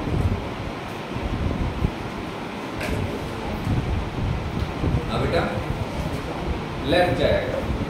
आप बताओ बेटा, एक एक करके पूछेंगे। CO2 अगर बढ़ा तो ग्राफ लेफ्ट जाएगा या राइट? हैं? हाँ बेटा, राइट। देखो सब अपना अपना आंसर देंगे क्योंकि मैं सबसे यही चीज को दोबारा भी पूछूंगा। आप बताओ बेटा, एसिडिटी बढ़ गई, ब्लड की एसिडिटी बढ़ गई तो ग्राफ लेफ्ट जाएगा या राइट? हैं? ये बोल रही है right, right left, right right. Next, temperature अगर बढ़ गया, खैर छोड़ो इसका तो मैं बाद में बताऊंगा। टेम्परेचर का कॉन्सेप्ट अपन देखते हैं, ठीक है? बन जाएगा। ये भी आपका शुरुआत के क्लास से रिलेटेड है, टेम्परेचर वाला कॉन्सेप्ट। चलो, अगर H प्लस कम हो गया, pH कम हो गया, CO2 कम हो गया, एसिडिटी कम हो गई, टेम्परेचर कम हो गया, तो अब क्या होगा? उसके उसके बाजू वाले बताएंगे H प्लस कम हो जाएगा तो क्या होगा, बोलो बोलो, बताना बेटा, लेफ्ट। उसके बाजू में बताओ pH कम हो जाएगा तो क्या होगा, हाँ राइट। तो बता बेटा कार्बन डाइऑक्साइड अगर कम हो गया तो क्या किधर जाएगा, लेफ्ट। एसिडिटी कम हो गई तो लेफ्ट में जाएगा। ठीक है, मैं बस लिखते जा रहा हूँ, बोलो टेम्परेचर। चलो बताओ H प्लस बढ़ गया तो राइट में जाएगा लेफ्ट में जाएगा, राइट। अब बताओ pH बढ़ गया तो लेफ्ट में ही जाएगा। बताओ भैया CO2 बढ़ गया तो राइट जाएगा कि लेफ्ट जाएगा, राइट ही है आंसर। बता बेटा एसिडिटी बढ़ गई तो राइट या लेफ्ट, राइट।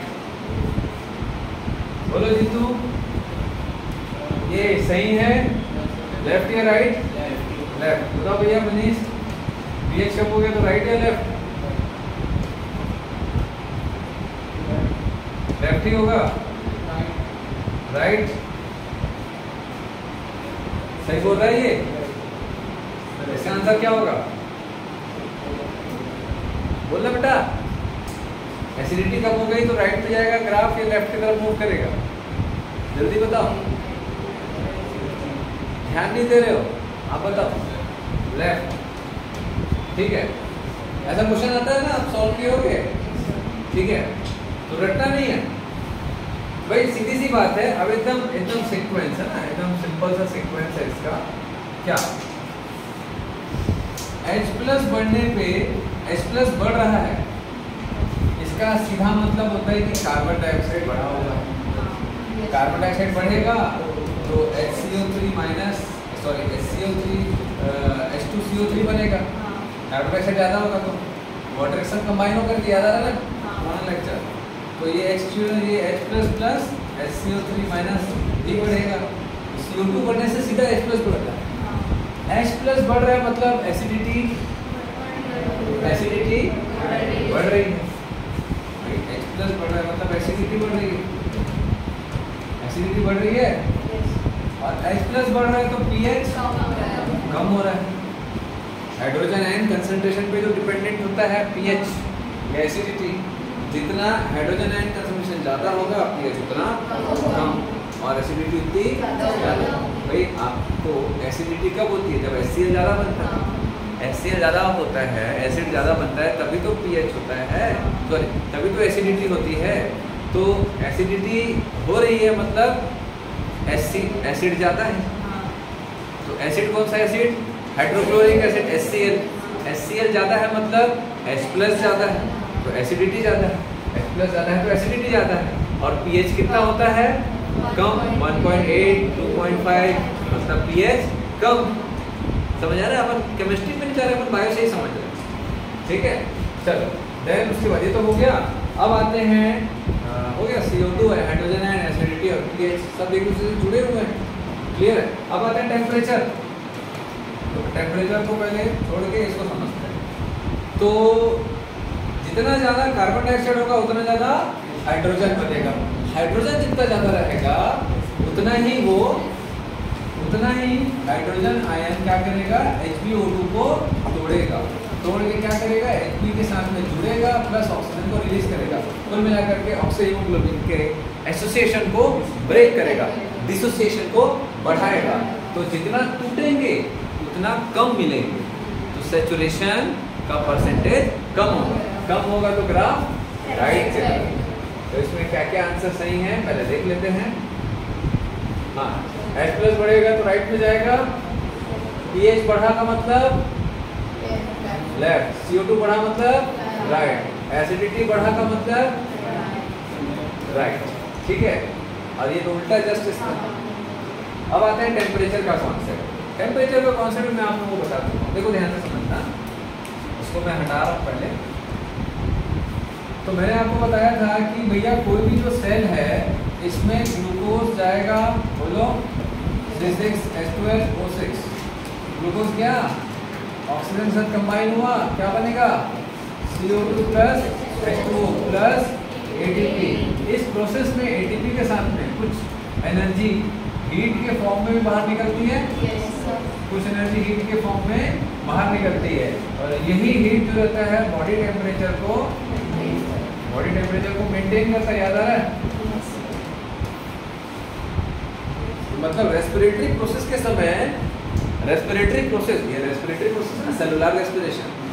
तो सेलुलर रेस्पिरेशन के समय कुछ एनर्जी का लॉस होता है, 100% एफिशिएंट नहीं होता है प्रोसेस। हर एक प्रोसेस में एनर्जी का लॉस होता है। मान लो आपका जो गाड़ी का जो इंजन है वो गर्म होता है, क्यों पता है? पेट्रोल बर्न होता है, उससे जो एनर्जी निकलती है उससे गाड़ी तो चलता है, लेकिन साथ ही साथ कुछ एनर्जी का लॉस हीट के फॉर्म में भी होता है। हमारे बॉडी में भी वैसे ही होता है। समझ आ रहा है? ठीक है। तो हीट के फॉर्म में जो बॉडी में लॉस हो रहा है, तो सीधी सी बात है, अगर हीट ज़्यादा बाहर निकलेगा तो टेम्परेचर ज़्यादा होगा, कम होगा? टेम्परेचर ज़्यादा होगा ना, हीट ज़्यादा रिलीज होगा बॉडी से। ध्यान से समझना, हीट ज़्यादा बॉडी अगर ज़्यादा हीट रिलीज कर रही है तो बॉडी का टेम्परेचर बढ़ेगा। और हीट ज़्यादा कब रिलीज होगी? जब ज़्यादा ग्लूकोज ब्रेक होगा, और ज़्यादा ग्लूकोज ब्रेक होगा तो और क्या ज़्यादा बनेगा? और CO2 ज़्यादा बनेगा तो हाइड्रोजन ज़्यादा होगा, फिर वो हीमोग्लोबिन और ऑक्सीजन को तोड़ेगा, परसेंटेज सैचुरेशन को कम करेगा, तो ग्राफ किधर जाएगा? टेम्परेचर बढ़ने पे ग्राफ किधर जाएगा? राइट। समझ आ रहा है बात? ठीक है, समझ आ रहा है? और अगर कम होगा मेटाबॉलिक प्रोसेस तो टेम्परेचर कम रिलीज होगा, इसका मतलब ये प्रोसेस स्लो होगा। हाइपोथायराइडिज्म में यही होता है, हाइपोथायराइडिज्म में यही होता है। ठीक है, तो उसमें मेटाबॉलिक प्रोसेस स्लो हो जाता है, तो बॉडी ठंडी रहती। तो बॉडी ठंडी क्यों है? क्योंकि ये प्रोसेस कम हो रहा है, स्लो हो रहा है, तो टेम्परेचर हीट कम निकलेगा तो टेम्परेचर कम होगा, और ये कम होगा तो कार्बन डाइऑक्साइड भी कम होगा। कार्बन डाइऑक्साइड कम होगा तो ऑक्सीजन भी टिश्यू को कम मिलेगा, ऑक्सीजन टिश्यू को कम मिलता है, इसलिए लेथार्जी सा लगता है, सुस्ती लगता है, बॉडी में एनर्जी कम होती है, क्योंकि एनर्जी बनी नहीं रही, कम बन रही है। और हाइपरथायराइडिज्म में सारी चीज़ें ज़्यादा हो जाती है। समझ आ रहा है? जब अपन हार्मोन पढ़ेंगे तो उसको अच्छे से डिटेल में देखेंगे, पहले ये देख लेते हैं। चलो अब आते हैं यहाँ पर। तो भैया टेम्परेचर बढ़ रहा है, इसका मतलब सीधा क्या हो रहा है? कार्बन डाइऑक्साइड ज़्यादा हो रहा है। ज़्यादा हो रहा है मतलब हाइड्रोजन ज़्यादा हो रहा है। हर चीज़ हाइड्रोजन और कार्बन डाइऑक्साइड से ही जोड़ना है। हाइड्रोजन ज़्यादा हो गया मतलब इनको तोड़ेगा, तो ग्राफ राइट से इधर आएगा, ये राइट, और इधर। चलो क्लियर है?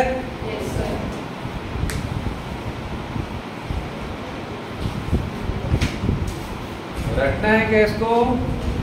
नहीं रटना, कभी मत रटना। रटोगे तो क्या है बेटा, लेफ्ट या राइट ही आंसर होता है। नहीं सीधा जाओ, सीधा नहीं होता है। ठीक है, या तो लेफ्ट होगा आंसर या राइट होगा। और क्वेश्चन में ऐसे ही घुमाते हैं, खूब घुमाते हैं। ग्राफ अगर राइट की तरफ जा रहा है, शिफ्ट हो रहा है, ऑक्सीजन डिसोसिएशन कर वो shift to right, what is the possible cause? Possible ही रहेगा, ये बढ़ गया, ये कम हो गया, वो बढ़ गया, ये कम हो गया, सब कुछ जाते बेटा। हाँ एसिडिटी, आप बताओ एसिडिटी अगर कम हो रहा है इसका मतलब H प्लस कम है, ज़्यादा कम है। H प्लस कम है मतलब ऑक्सीहीमोग्लोबिन डिसोसिएशन का लेफ्ट की तरफ। ठीक है, चलो समझ गए ना? आगे बढ़े।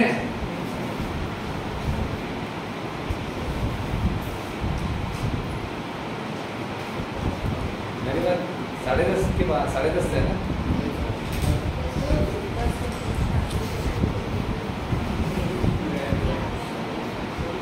चलो ये इसको आधा घंटा लगेगा मेरे को, रेगुलेशन ऑफ रेस्पिरेशन, इस ऑर्डर से तो कुछ है, खत्म कर देते हैं वैसे।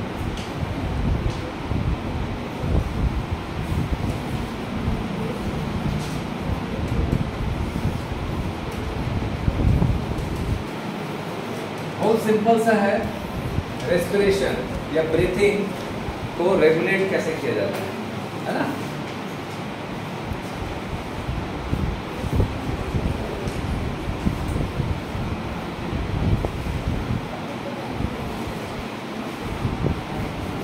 तो ब्रेन का दो पार्ट है हमारे पास, एक है मेडुला ऑब्लोंगेटा और दूसरा है पॉन्स। ठीक है, दूसरा है पॉन्स। मेडुला ऑब्लोंगेटा जो रहता है, हाँ बोलो, रेस्पिरेटरी रिदम सेंटर। हाँ, इसको हम लोग क्या बोलते हैं, रेस्पिरेटरी रिदम सेंटर। इसका मतलब समझते हैं, रिदम सेंटर। और इसको क्या बोलते हैं, नीमोटैक्सिक सेंटर। नीमोटैक्सिक सेंटर, ठीक है, नीमोटैक्सिक सेंटर। अब देखो इन दोनों का रोल क्या है।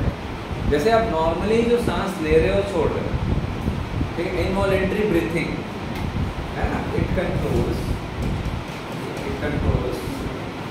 इनवॉलेंट्री ब्रीथिंग,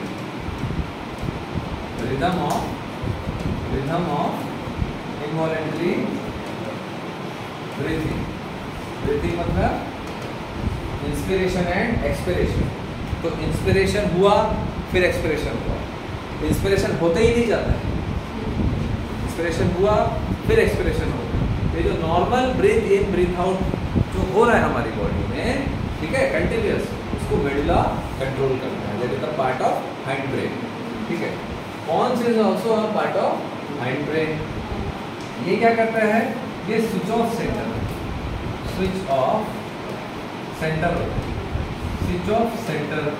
फॉर इंस्पायरेशन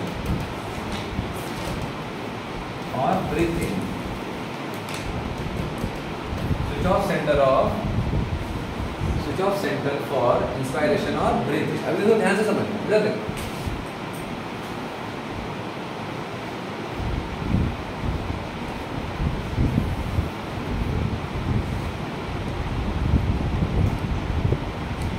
यहां से चालू किए ब्रीथ इन, है ना, यहां से चालू किए ब्रीथ इन, तो ब्रीथ इन स्टार्ट किए, यहां से ब्रीथ आउट चालू करें, तो ब्रीथ इन लेना चालू किए, ब्रीथ आउट किए, ठीक है, तो ब्रीथ इन चालू किए फिर ब्रीथ आउट किए। तो एक पर्टिकुलर टाइम के लिए ब्रीथ इन करते हैं, पर्टिकुलर टाइम के लिए ब्रीथ आउट करते हैं। ठीक है, मान के चलो कि 2 सेकंड के लिए हम लोगों ने ब्रीथ इन किया, 3 सेकंड के लिए ब्रीथ आउट किया। ठीक है, तो एक पर्टिकुलर टाइम में ब्रीथ इन होता है, एक पर्टिकुलर टाइम में ब्रीथ आउट होता है। ठीक है, तो चलिए अब देखेंगे कि ये मेडुला क्या करता है। तो मेडुला जो रहता है ये बस यही रिदम को मेंटेन करता है, ब्रीथ इन ब्रीथ आउट, ब्रीथ इन ब्रीथ आउट। तो ये क्या करता है, तो कहाँ तक रुकना है, कहाँ तक रुकना है, स्विच ऑफ पॉइंट, मतलब समझ रहे हो। जैसे मैंने बताया कि भाई मान के चलो कि एक पर्टिकुलर टाइम के लिए हम लोग सांस ले रहे हैं, लेकिन वहां तक रोकना है, उससे ज़्यादा अंदर नहीं जाना। तो नॉर्मल जब आप ब्रीथ इन करते हो, क्या उससे ज़्यादा भी ले सकते हो, ले सकते हो और ले सकते हैं, लेकिन वहीं पर आकर के रुकता है, फिर ब्रीथ आउट हो जाता है। तो ये जो स्विच ऑफ पॉइंट होता है वो पॉन्स के द्वारा। ठीक है, तो अगर जैसे एक क्वेश्चन आया कि अगर पॉन्स ने सिग्नल स्विच ऑफ सिग्नल को बढ़ा दिया, तो रेस्पिरेटरी रेट कम होगा या ज़्यादा? हाँ बोलो बोलो बोलो।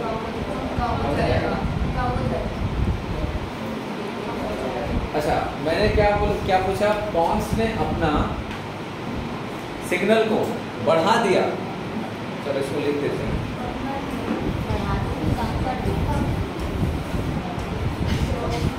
Signal from pons increases for switch off। ठीक है, when breathing rate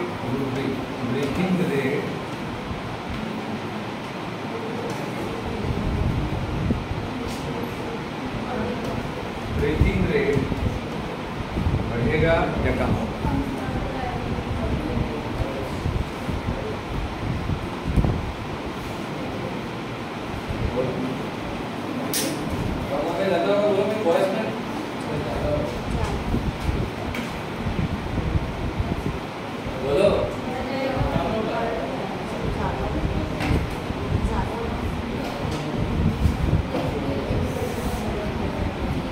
इमेजिन करो कि ये जो है पॉन्स 1 मिनट में 15 सिग्नल भेज रहा है। 1 मिनट में 15 सिग्नल भेज रहा है रुकने के लिए, ठीक? तो सांस लिए, रुक गए, जैसे ही स्विच ऑफ हुआ आगे बढ़ गए, ब्रेथ आउट हो गया, ठीक है। अगर ये सिग्नल को बढ़ा देगा तो मान के चलो कि 1 मिनट में ये 25 सिग्नल भेजना चालू कर देगा। 25 सिग्नल भेजेगा तो क्या होगा भैया? टाइम तो वही ना, 1 मिनट। 1 मिनट में वो ज्यादा सिग्नल भेज रहा है तो स्विच ऑफ यहाँ आ जाएगा। समझ आ रहा है? जल्दी जल्दी, जैसे कि फॉर एग्जांपल कि मैं आपको बोलूँ बेटा 3 सेकंड में उस दीवार से इस दीवार को छूना है, ठीक है? तो 1 मिनट में आप कितने बार वहां से यहाँ आ पाओगे? फिर आपको वापस भी जाना 3 सेकंड पीछे, तो 6 सेकंड में एक सर्कल कंप्लीट किए, ठीक? आप इस दीवार से इस दीवार आए 3 सेकंड में आप उतनी देर में जाओगे वापस। तो कितना सेकंड में आपने जाकर के वापस आया? 6 सेकंड में। 1 मिनट में कितने बार ऐसा कर सकते हो?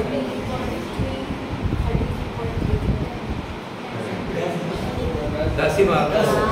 किराना दुकान में बैठो, इसीलिए बोल रहा हूँ किराना दुकान में बैठो। 3 सेकंड गए, 3 सेकंड वापस है, टोटल 6 सेकंड। 6 सेकंड में एक राउंड कंप्लीट हुआ तो 60 सेकंड का तो 1 मिनट होता है, तो 10 बार हुआ ना, 10 राउंड ही हुआ। लेकिन मैं आपको बोलूं कि 1 मिनट में आपको मैं बोलूं कि अब इसको 3 सेकंड ही आप अब आपको राउंड बढ़ाना है तो क्या करना पड़ेगा? आपको राउंड कंप्लीट करना, दीवार छूना नहीं छूना है वो इम्पोर्टेंट नहीं है, आपको भागना है और वापस आना है। 1 मिनट में आपको 20 बार करना है। तो अब क्या करोगे? आपका स्पीड उतना ही है। अब क्या होगा? अब आप आधे दूर में आकर के फिर वापस चले जाओगे। 1 राउंड 3 सेकंड का करोगे। 1 राउंड 3 सेकंड का होगा। 20 बार जाना है ना ऐसा, तो मतलब 1.5 सेकंड में जाना, 1.5 सेकंड में वापस जाना, 1.5 सेकंड में आना, 1.5 सेकंड में वापस जाना। तो आपने जल्दी जल्दी के चक्कर में सर्कल ही कंप्लीट नहीं किया, आप आधे दूर से ही भाग के वापस, मुझे तो वापस जाना है उस जगह। तो 1 मिनट में 20 बार आप राउंड मार दो, ठीक है? समझ आ रहा है? तो वैसे ही जब स्विच ऑफ पॉइंट कैसे चेंज होगा? जब कौन सिग्नल जल्दी जल्दी भेजेगा, तो जल्दी जल्दी भेजेगा तो पहले क्या होता था? 3 सेकंड गए, 2 सेकंड में वापस आए, फिर उसके बाद 3 सेकंड बाद ही वो सिग्नल भेज रहा था।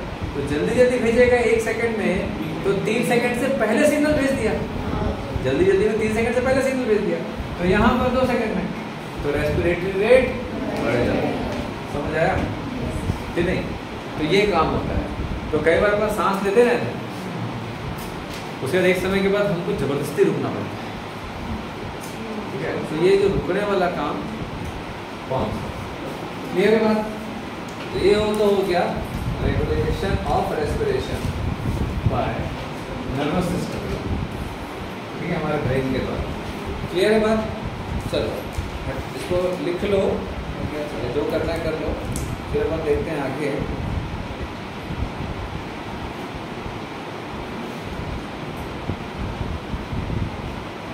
समझ आया? निमोटैक्सिक सेंटर, रेस्पिरेटरी रिदम सेंटर क्या होता है, कैसे होता है?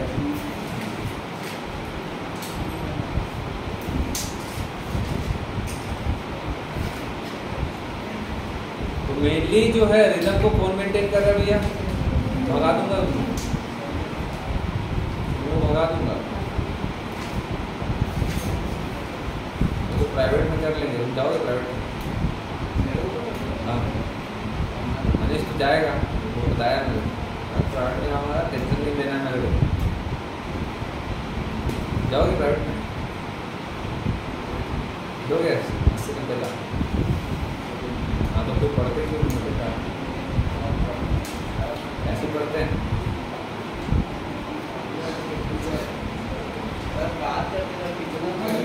आगे क्यों नहीं बैठ? अलग क्यों नहीं बैठ? पढ़ना आपको है ना, अपनी जिम्मेदारी को समझो।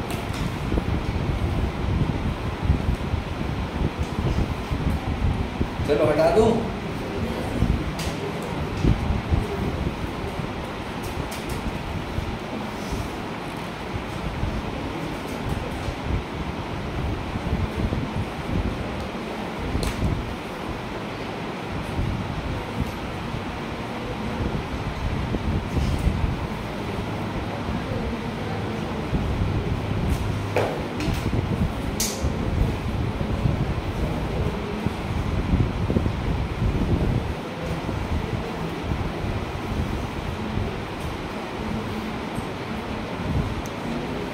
चलो अब देखो दूसरा चीज देखेंगे इसमें। ये तो हो गया भैया ब्रेन कैसे काम कर रहा है, मेडुला ऑब्लोंगेटा, पॉन्स कैसे काम कर रहे हैं, है ना। दूसरी चीज देखेंगे कि अगर हमारे बॉडी में ऑक्सीजन की कमी है या कार्बन डाइऑक्साइड ज़्यादा हो गया है तो हमारी बॉडी कैसे इसको कंपनसेट करती है। फॉर एग्जाम्पल कई बार होता है ना, आपको सफोकेशन हो रहा है, ऑक्सीजन कम है, कार्बन डाइऑक्साइड ज़्यादा हो गया है, या फिर जब आप दौड़ते हो तो आपका रेस्पिरेटरी रेट बढ़ जाता है। ये सारी चीज़ें क्यों होती है? और जब जैसे सफोकेशन वाला एरिया जहाँ एयर कम है तो भी हमारा रेस्पिरेटरी रेट बढ़ जाता है। तो ये सारी चीज़ें कैसे हो रही हैं? हमारे बॉडी में एक रिसेप्टार्स होते हैं। क्या होता है बेटा हमारी बॉडी में? रिसेप्टार्स। तो receptors to detect carbon dioxide and hydrogen ion concentration. तो एक चीज ध्यान रखना, मैंने लिखा है कि हमारे बॉडी में कार्बन डाइऑक्साइड और हाइड्रोजन आयन को डिटेक्ट करने के लिए रिसेप्टर है, न कि ऑक्सीजन। इसीलिए रेगुलेशन ऑफ रेस्पिरेशन में, मतलब जो हम ब्रीथ इन ब्रीथ आउट करते हैं, सांस लेना छोड़ना या हाँफ रहे हैं, इसके लिए मेनली रेस्पॉन्सिबल ऑक्सीजन नहीं। ऑक्सीजन का बहुत ज़्यादा रोल नहीं होता है रेगुलेशन ऑफ रेस्पिरेशन। किसका होता है मेन रोल? कार्बन डाइऑक्साइड और हाइड्रोजन आयन। ये बहुत इंपॉर्टेंट है, कई बार नीट में आता है। अगर आप एनसीईआरटी का लाइन देखोगे रेगुलेशन ऑफ रेस्पिरेशन का सबसे लास्ट में लिखेगा भैया, देखो एक बार रीड करो क्या लिखा है सबसे लास्ट, देखो बाकी मैं समझा। हाँ, the role of oxygen in the regulation of respiratory rhythm is quite insignificant. ये इसको समझना बहुत जरूरी है, क्योंकि कई बार क्वेश्चन ये आता है, हम अधिकतर ये सोचते हैं ऑक्सीजन की कमी से हमको प्रॉब्लम होता है। नहीं, कार्बन डाइऑक्साइड और हाइड्रोजन ज़्यादा होने से एक्चुअल में प्रॉब्लम होती है। समझ आया? ऑक्सीजन को हमारी बॉडी डिटेक्ट नहीं कर पाती। क्यों? क्योंकि हीमोग्लोबिन एक पर्टिकुलर लेवल तक छोड़ता ही नहीं है ऑक्सीजन। समझ आ रहा है? तो बॉडी जब तक बॉडी डिटेक्ट करेगी ऑक्सीजन को, तब तक खेल हो चुका होगा बॉडी का। इसीलिए कार्बन डाइऑक्साइड को जल्दी डिटेक्ट किया जाता है, क्योंकि उसकी क्वांटिटी और हाइड्रोजन है पूरा पीएच को बिगाड़ देता है ब्लड का। ठीक है, चलो अपन देखते हैं। तो रिसेप्टार्स कहाँ कहाँ होते हैं? तो receptors present, that is chemo receptors present beside the respiratory rhythm center.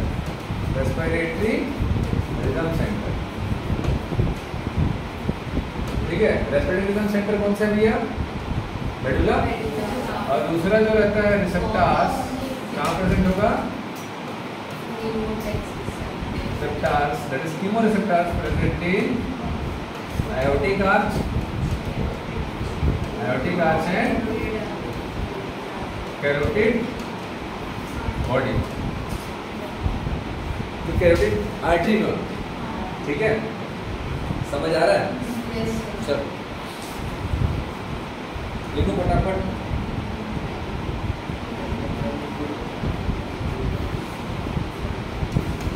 Artery समझते हो? कैरोटिड आर्टरी कहाँ होता है? वो आर्टरी जो हमारे ब्रेन को ब्लड सप्लाई करता है। ऑक्सीजनेटेड ब्लड सप्लाई करता है कौन? कैरोटिड आर्टरी, एक लेफ्ट और एक राइट। समझ आया बात? एओर्टा क्या होता है? जो हार्ट से जस्ट निकला हुआ ब्लड। तो देखो बेटा, कुल मिलाकर के ब्रेन इस सब चीज को रेगुलेट कर रहा है। तो ब्रेन कितना स्मार्ट है, मतलब लगता होगा कि आप हो। तो जैसे ही ये हार्ट से, इधर देखेंगे, हार्ट से जो एओर्टा निकल रहा है, ये एओर्टा है, ठीक है? हार्ट से ये एओर्टा निकल रहा है ना बेटा, तो ये एओर्टा में जैसे ही जो ब्लड जा रहा है, ये कौन सा ब्लड जाएगा? Oxygenated blood. ऑक्सीजनेटेड ब्लड जाएगा। तो अब यहाँ पर कार्बन डाइऑक्साइड का कंसंट्रेशन कितना है एंड हाइड्रोजन आयन का कंसंट्रेशन कितना है? समझ आ रहा है बात? ये यही डिटेक्ट कर ले, मतलब अपने बंदे लगा के रखता है ब्रेन, होता ना, फोन करना भी अगर कुछ गड़बड़ होगा। तो हार्ट से ब्लड जो निकल रहा है वही वो सेंसर लगा के बैठा है, सेंसर लगा के बैठा है। समझ आया? देखो ये सेंसर्स लगा के बैठा है, ये सेंसर। तो ये सेंसर क्या करते हैं? डिटेक्ट करते हैं कार्बन डाइऑक्साइड कम है या ज़्यादा है। जैसे ही इसको लगता है कि CO2 बढ़ गया है और H+ बढ़ गया है, ये तुरंत सिग्नल भेजता है रेस्पिरेटरी रिदम सिग्नल। समझ आया? तो अब भैया ब्रेन में ऑक्सीजन कम पहुंचेगा तो ब्रेन को दिक्कत है। तो ब्रेन सीधा ये देखता है कि कार्बन डाइऑक्साइड हाइड्रोजन ज़्यादा तो नहीं होंगे, उसके हिसाब से ऑक्सीजन की कमी पता चल जाती है। तो फिर क्या होगा? जैसे एओर्टा से सिग्नल चला गया ब्रेन में, जो कि फास्ट है, मतलब ब्लड पहुंचने से पहले सिग्नल पहुंच जाता है ना। कीमो रिसेप्टर है, receptor is a neurons, bundle of neuron, nerve. समझ आ रहा बात? तो भैया ये जो ब्लड पंप करेगा, तो यहाँ से जो ब्लड पहुंचेगा ब्रेन को, वो ब्लड पहले जाएगा ब्रेन में या सिग्नल? सिग्नल पहले जाएगा। तो ब्लड पहुंचने से पहले ही उसके बंदे बदले आ रहा है, मारना तेरे को, ऐसा होता है ना। बस कह रहा तो निकल वहाँ से, पुलिस आ रही पकड़ने, ऐसा होता है ना, पुलिस खबरी रिसेप्टर। तो ये सिग्नल भेज दिया, अब ब्रेन को मालूम चल गया भैया ये दिक्कत है। तो रेस्पिरेटरी रिदम सेंटर क्या करेगा? रेस्पिरेटरी रेट को बढ़ा देगा। तो हम ज़्यादा ऑक्सीजन लेना चालू करेंगे तो CO2 का कंसंट्रेशन कम हो जाएगा ऑटोमेटिकली। समझ आया बात? देन दूसरा, वो ब्लड जो ब्रेन को सप्लाई कर रहा है, दैट इज कैरोटिड आर्टरी। तो ये क्या भैया? Carotid artery. तो कैरोटिड आर्टरी में भी रिसेप्टर्स होते हैं, मतलब वो ब्लड जो ब्रेन की तरफ जा रहा है वहाँ भी वो अपने खुफिया एजेंट लगा के रखा है। मेरे तरफ जो आएगा पहले बता देना, ताकि मैं सारा एडजस्टमेंट कर दूँ। तो ब्रेन में ब्लड गए नहीं, उससे पहले ही सारा इंतजाम चालू हो जाता है ब्रेन के पास। क्यों? क्योंकि भैया ऐसा थोड़ी ना, ब्रेन में ब्लड आएगा, फिर उसको सांस लेने में कमी, ऑक्सीजन की कमी होगी, तब वो चालू करेगा, तब तक तो ब्रेन निपट जाएगा। इसीलिए ब्रेन पहले ही काम चालू कर देता है, ठीक है? तो यहाँ पर भी क्या होता है बेटा? रिसेप्टर्स होते हैं। ये रिसेप्टर्स सिग्नल देते हैं किसको? सिग्नल देते हैं किसको? रेस्पिरेटरी रिदम सेंटर को। उसके हिसाब से ब्रीथिंग रेट मैनेज होता है, कम करना है या ज़्यादा करना है। जैसे ही CO2 और H+ का रिसेप्टर जो है ना, सिग्नल भेजना कम कर देगा, तो हमारा ब्रीथिंग रेट कम होते जाता है। जैसे ही बढ़ेगा बढ़ते जाए, हम हाँफने लग जाते हैं। समझ आ रहा बात कि नहीं? क्लियर है? क्लियर है ना? ये क्या लिखा है ना? तो ये सारा सिग्नल कहाँ भेजेंगे? यहाँ पे। तो कहाँ होता है? क्लियर है ये? उसके बाद रेस्पिरेटरी रेट को एडजस्ट करते हैं, कम या ज़्यादा। ठीक, क्लियर है? 5-10 मिनट में अपन डिसऑर्डर्स देखते हैं। इसमें कुछ है नहीं डिसऑर्डर्स में, ठीक है?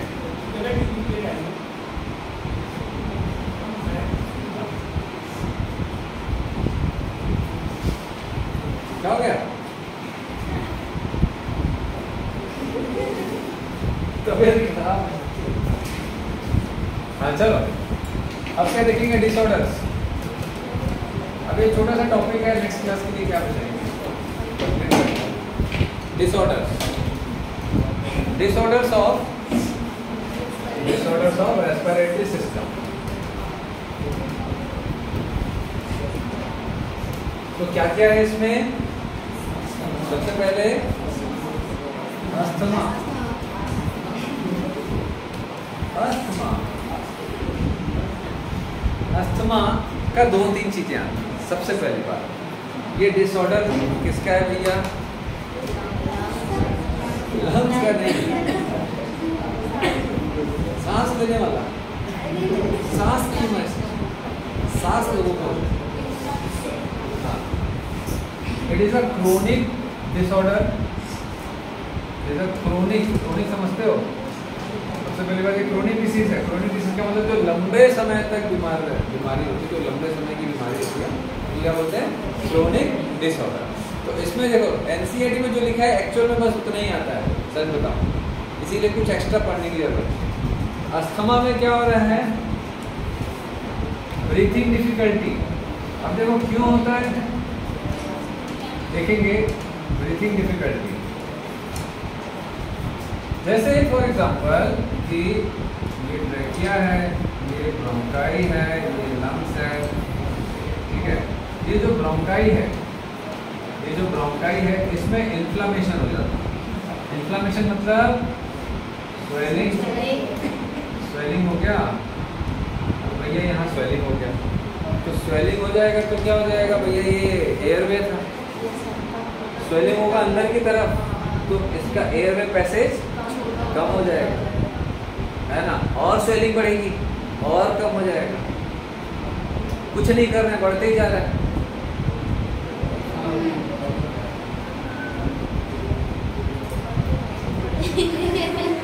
बहुत खतरनाक बीमारी है अस्थमा। समझ आ रहा बात? स्वेलिंग। तो देखो, जब आप किसी नैरो पाथवे से तेजी से एयर भेजते हो तो एक व्हीजिंग साउंड आता है। समझ आ रहा है? तो ऐसा वाला भी आता है, ऐसा वाला भी आता है, बट अपन यहाँ पर अपन नहीं करेंगे, ठीक है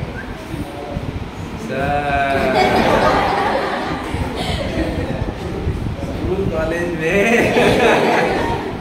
तो चलो, तो ये जो मैं बताया हूँ एक्चुअल क्यों बताया हूँ? मैंने क्या किया भैया, ये नैरो किया। नैरो करने के बाद तेजी से साउंड फ्लो हुआ, तो वहां पर एक साउंड प्रोड्यूस होता है ना।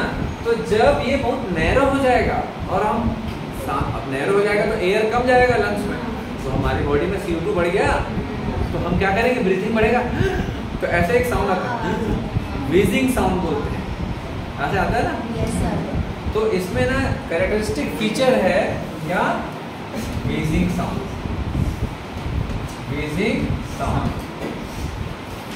व्हीजिंग साउंड समझ आया? व्हीजिंग साउंड क्यों होगा? जब नैरो होते जाएगा, जितना नैरो होगा व्हीजिंग साउंड बढ़ते जाएगा। ये बहुत इंपॉर्टेंट है। तो difficulty in breathing causing wheezing. क्यों हो रहा है wheezing? Due to inflammation of bronchi and bronchioles.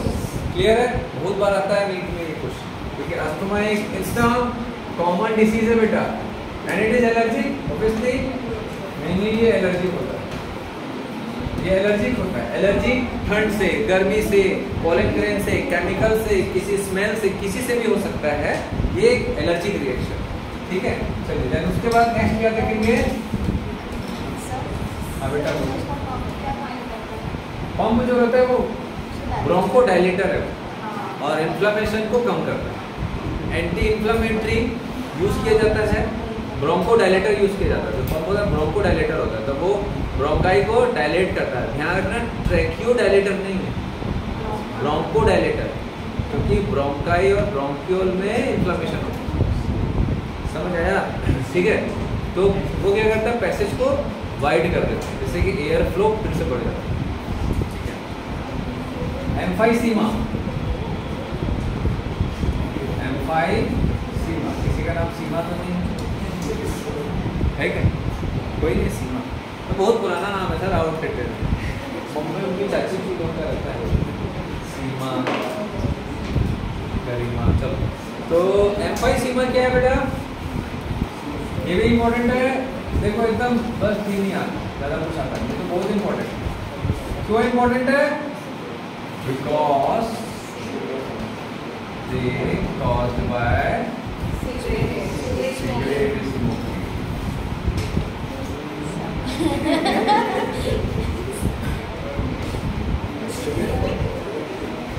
धूम्रपान से इतनी बड़ी बीमारी होती है एम्फाइसीमा।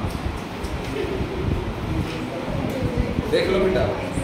चलो, अब ये भी क्या है? Chronic disorder. क्रोनिक डिसऑर्डर मतलब जो बहुत लंबे समय तक बीमारी रहती है उसको। क्यों बोलते हैं ऐसा? क्योंकि सिगरेट 2 दिन के लिए थोड़ा पीते हैं, ठीक है।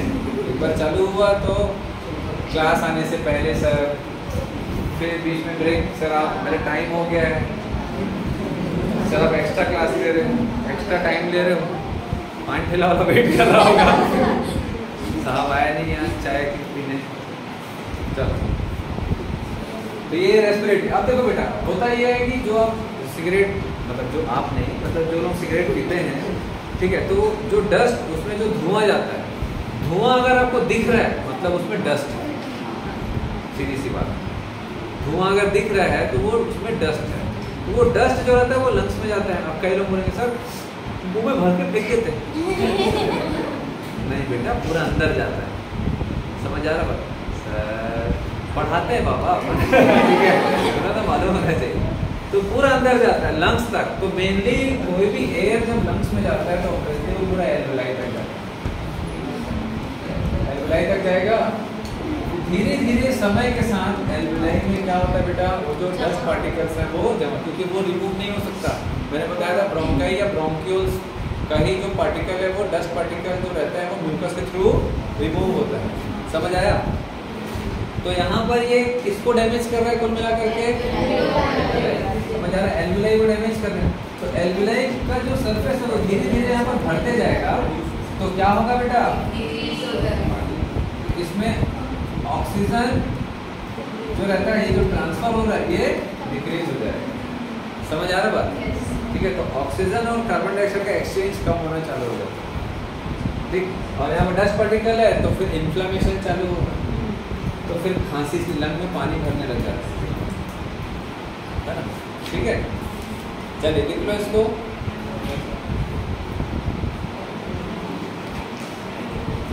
तो सबसे इम्पोर्टेंट क्या है इसमें? Cigarette smoking. दूसरा क्या डैमेज होता है? Damage of alveoli. क्या होगा इसमें? रेस्पिरेटरी सरफेस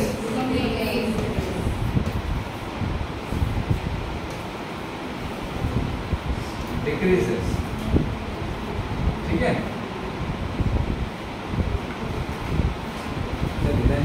तीसरा अगर हम देखें, ऑक्यूपेशनल रेस्पिरेटरी डिसऑर्डर, ORD, इसको शॉर्ट में ORD बोलते हैं, ध्यान रखना, ठीक है। ऑक्यूपेशनल नाम से ही समझ आता है, रेस्पिरेटरी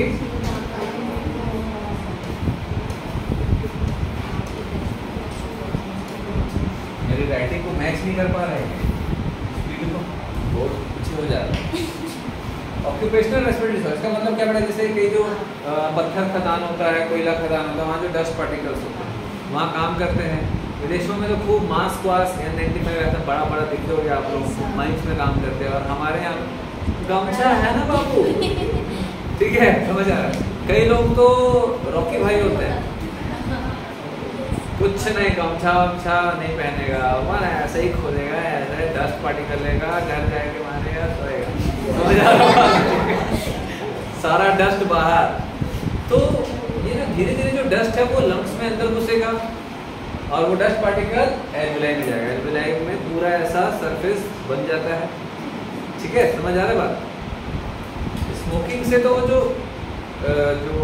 गैस होता है, हार्मफुल केमिकल, वो जमा होता है, साथ साथ जो हीट होता है, हीट के कारण वो सरफेस डिस्ट्रॉय होता है एल्वेलाई। यहाँ पर जो एल्वेलाई है इसमें डस्ट पार्टिकल जमा हो करके, जमा हो गई, पूरी मोटी सी लेयर बन जाती है, हमारे बॉडी का एक प्रोसेस है जो हमारी बॉडी का नहीं है, उसको बाहर निकालो। जिसको नहीं निकाल सकते तो क्या होगा बेटा, निकालने के लिए हमारा जो इम्यून सिस्टम बार बार उस पर अटैक करता है।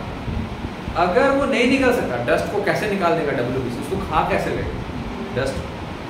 अगर नहीं निकाल सकते तो इम्यून सिस्टम को बार बार हमारी बॉडी जो रहती है अटैक करेगी, इम्यून सिस्टम इस पे, इस डस्ट पार्टिकल पे अटैक करेगी। तो बार बार अटैक जब करता है और उसको रिमूव नहीं कर पाता है और वो हमको कुछ नहीं कर रहा है, हमारा बॉडी क्या करता है, उसके ऊपर एक फाइबर की लेयर बना देता है। जैसे फॉर एग्जांपल एक कॉटन का पीस अगर आप स्किन के अंदर डाल दो, ठीक है, तो हमारा इम्यून सिस्टम उस पर एक्ट करेगा, स्वेलिंग आएगी, इन्फेक्शन होगा। अगर वो नहीं निकाले तो लंबे समय बाद उस पर फाइबर्स की लेयर बन जाती है ताकि हमारा इम्यून सिस्टम उस पर अटैक ना करे। समझ आ रहा है? हमारा इम्यून सिस्टम उस पर अटैक ना करे। तो होता यह है कि यहाँ पर ऐसा ये पूरा फाइबर्स का लेयर बन जाता है, तो यहाँ पर फाइब्रोसिस हो जाता है, that is fibrosis of lungs. और फाइब्रोसिस होने के बाद वो कभी रिपेयर नहीं होता, वो वैसे ही रहता है, तो है ना। और फाइब्रोसिस हो गया, फाइबर आ गया, तो एक्सचेंज ऑफ गैसेस डिक्रीज हो जाता है, इसीलिए वो ट्रीटेबल नहीं है। फाइबर्स को गलाना बहुत मुश्किल होता है मेडिसिन के द्वारा, होता है मेडिसिन आता है, बहुत स्लो प्रोसेस, तब तक कई बार लोग पड़ जाते हैं। तो सेम प्रोसेस कोविड में भी होता है। जैसे बहुत ज़्यादा कोई बीमार है, लंबे समय तक हॉस्पिटलाइज है, तो इन्फ्लेमेशन लंबे समय तक रहा लंग्स के एल्वेलाई में वायरस के कारण, तो लंबे समय होने के बाद क्या होगा, वायरस के डेड बॉडी पड़ा हुआ है और उसको रिमूव नहीं कर पा रहे, तो क्या होगा, फाइब्रोसिस कर दे। इसीलिए सीवियर लॉन्ग टर्म कोविड के जो पेशेंट होते हैं ना, उसके लंग में फाइब्रोसिस हो जाता है, इसीलिए उनका रेस्पिरेटरी सरफेस डिक्रीज हो जाता है, इसीलिए वो बहुत एक्टिव नहीं रहते जीवन भर, बहुत लंबे समय लगता है रिकवर होने में, लगभग ना के बराबर। समझ आ रहा बात? चलिए, तो ये अपना खत्म हो गया है, ये टॉपिक खत्म हो गया। इसके क्वेश्चंस बना लेना आप लोग, नेक्स्ट क्लास में पूछूंगा सारे क्वेश्चंस। चलो, थैंक यू वेरी मच।